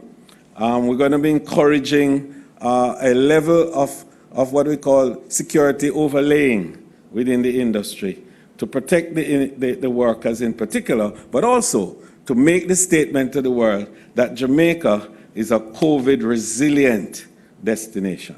And that is to say, we don't have all the answers to everything, but we certainly have put in place references that you can make whenever there's an issue and whenever there's a problem. Thank you so much, Minister. Thank you, Minister. The other question was about restrictions. We haven't put or designed any restrictions. As you would have heard me say, we are contemplating how we will reopen beaches and water parks and places of amusements. Those things we are contemplating, which some of them are recommendations within the protocols. So in another week or so, we should be able to say exactly how we will reopen that sector. So by the next time you see me at this platform dealing with these issues, we should be able to say something more definitively about the reopening of beaches and water parks and so forth. Thank you so much, Prime Minister. In fact, many persons on social media were of that same mind in terms of asking that question too. Let's go to then Mr. Paul Clark from The Gleaner. Paul? Remember to unmute your mics as we call on you. Hearing me? Yes, hearing you now, Paul. Right. Good evening, Mr. Prime Minister. Some quick questions here. Despite the island-wide curfew and the SOEs and the ZOSOs across half the country, murders have fallen only 2% year on year. Is that a mark of failure? And won't murders be projected to shoot up again with the curfews gone? Are you concerned that complaints against the JDF in the first 5 months of the year have eclipsed the number for all of 2019? And finally, the JDF has often been criticized for lack of transparency in feedback on investigations. Does this potentially compound the problem of low public confidence in the police?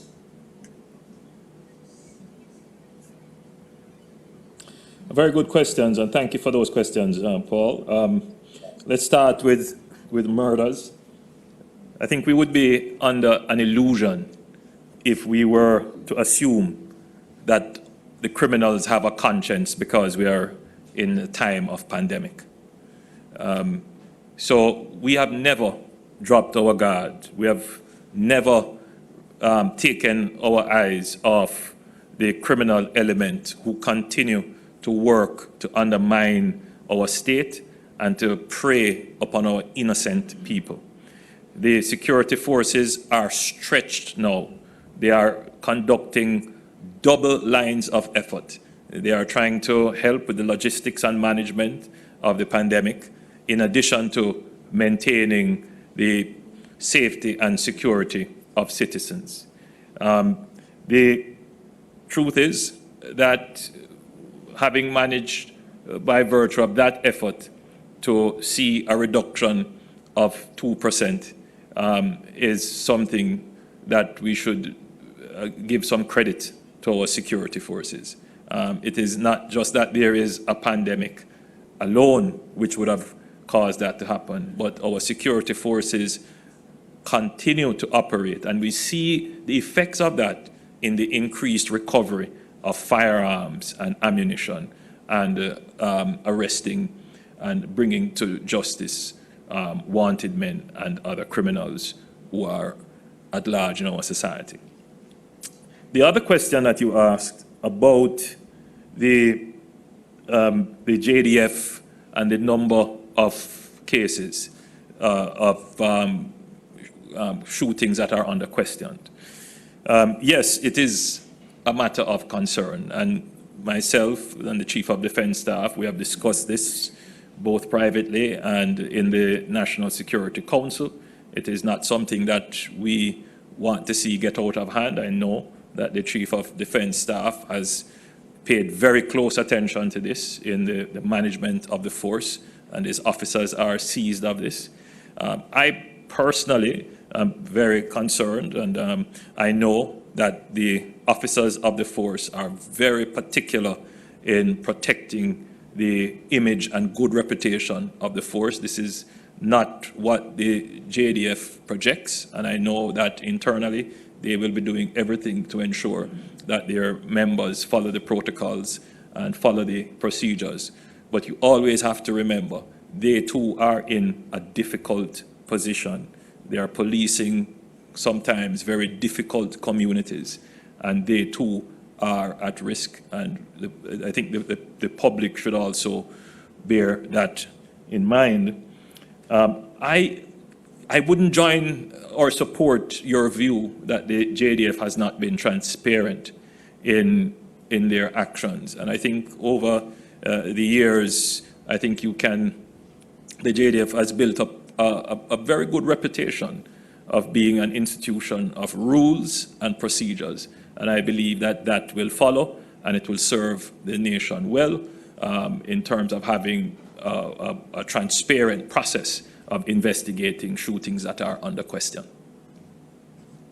Mr. Prime Minister, thank you so much. The time is actually 8:26. I believe we can wrap. There are just two quick ones that were sent to me in the Zoom chat, only because the reporters, I believe, aren't able to maneuver their equipment. Nika, I believe this may be Nika Lewis, is saying that since the work from home order has expired, does this mean the 4 p.m. end for work expires too? And Dashan was also asking for a clarification on his question concerning quarantining of tourists. When you answer that, I think we will be able to. So you will recall in my presentation, the new curfew orders that are in place, I was very specific. I said that we have not issued any opening or closing times for businesses, except of course for bars, which that's under a separate order.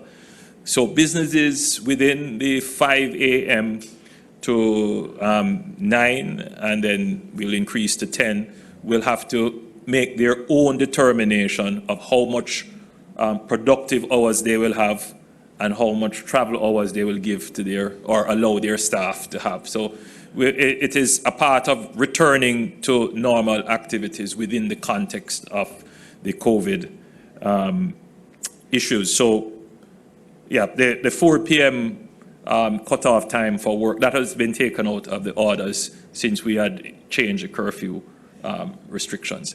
And whether or not we will be quarantining tourists, the short answer to that is no. That's not the intention. However, if, for example, they were to get ill, then they would then fall under the protocols of the Ministry of Health, and then that would be a whole different situation. I want to thank everyone who has participated. We were particularly long today, but we had to be, because we are moving now into a new phase of managing the pandemic, and we had to make sure that we provide everyone with the information they need. This press conference will be broken up into smaller bits and transmitted through traditional media and social media, so that every Jamaican can be aware of what the new orders and protocols would be. And as we close, I want to take a moment to recognize the passing of our former Minister of Labour and Labour and Social Security, Minister Shahini Robinson. She was a stalwart, a patriot, and someone who deeply loved the Jamaican people. She will be missed. May her soul rest in peace. Thank you, ladies and gentlemen.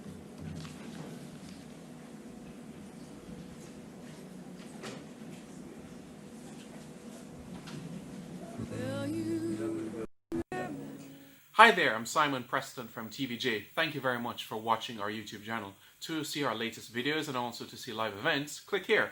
To see our full videos on onespotmedia.com, click here. Thank you very much. Reduce your risk of viral illnesses like the flu and coronavirus. Wash your hands frequently with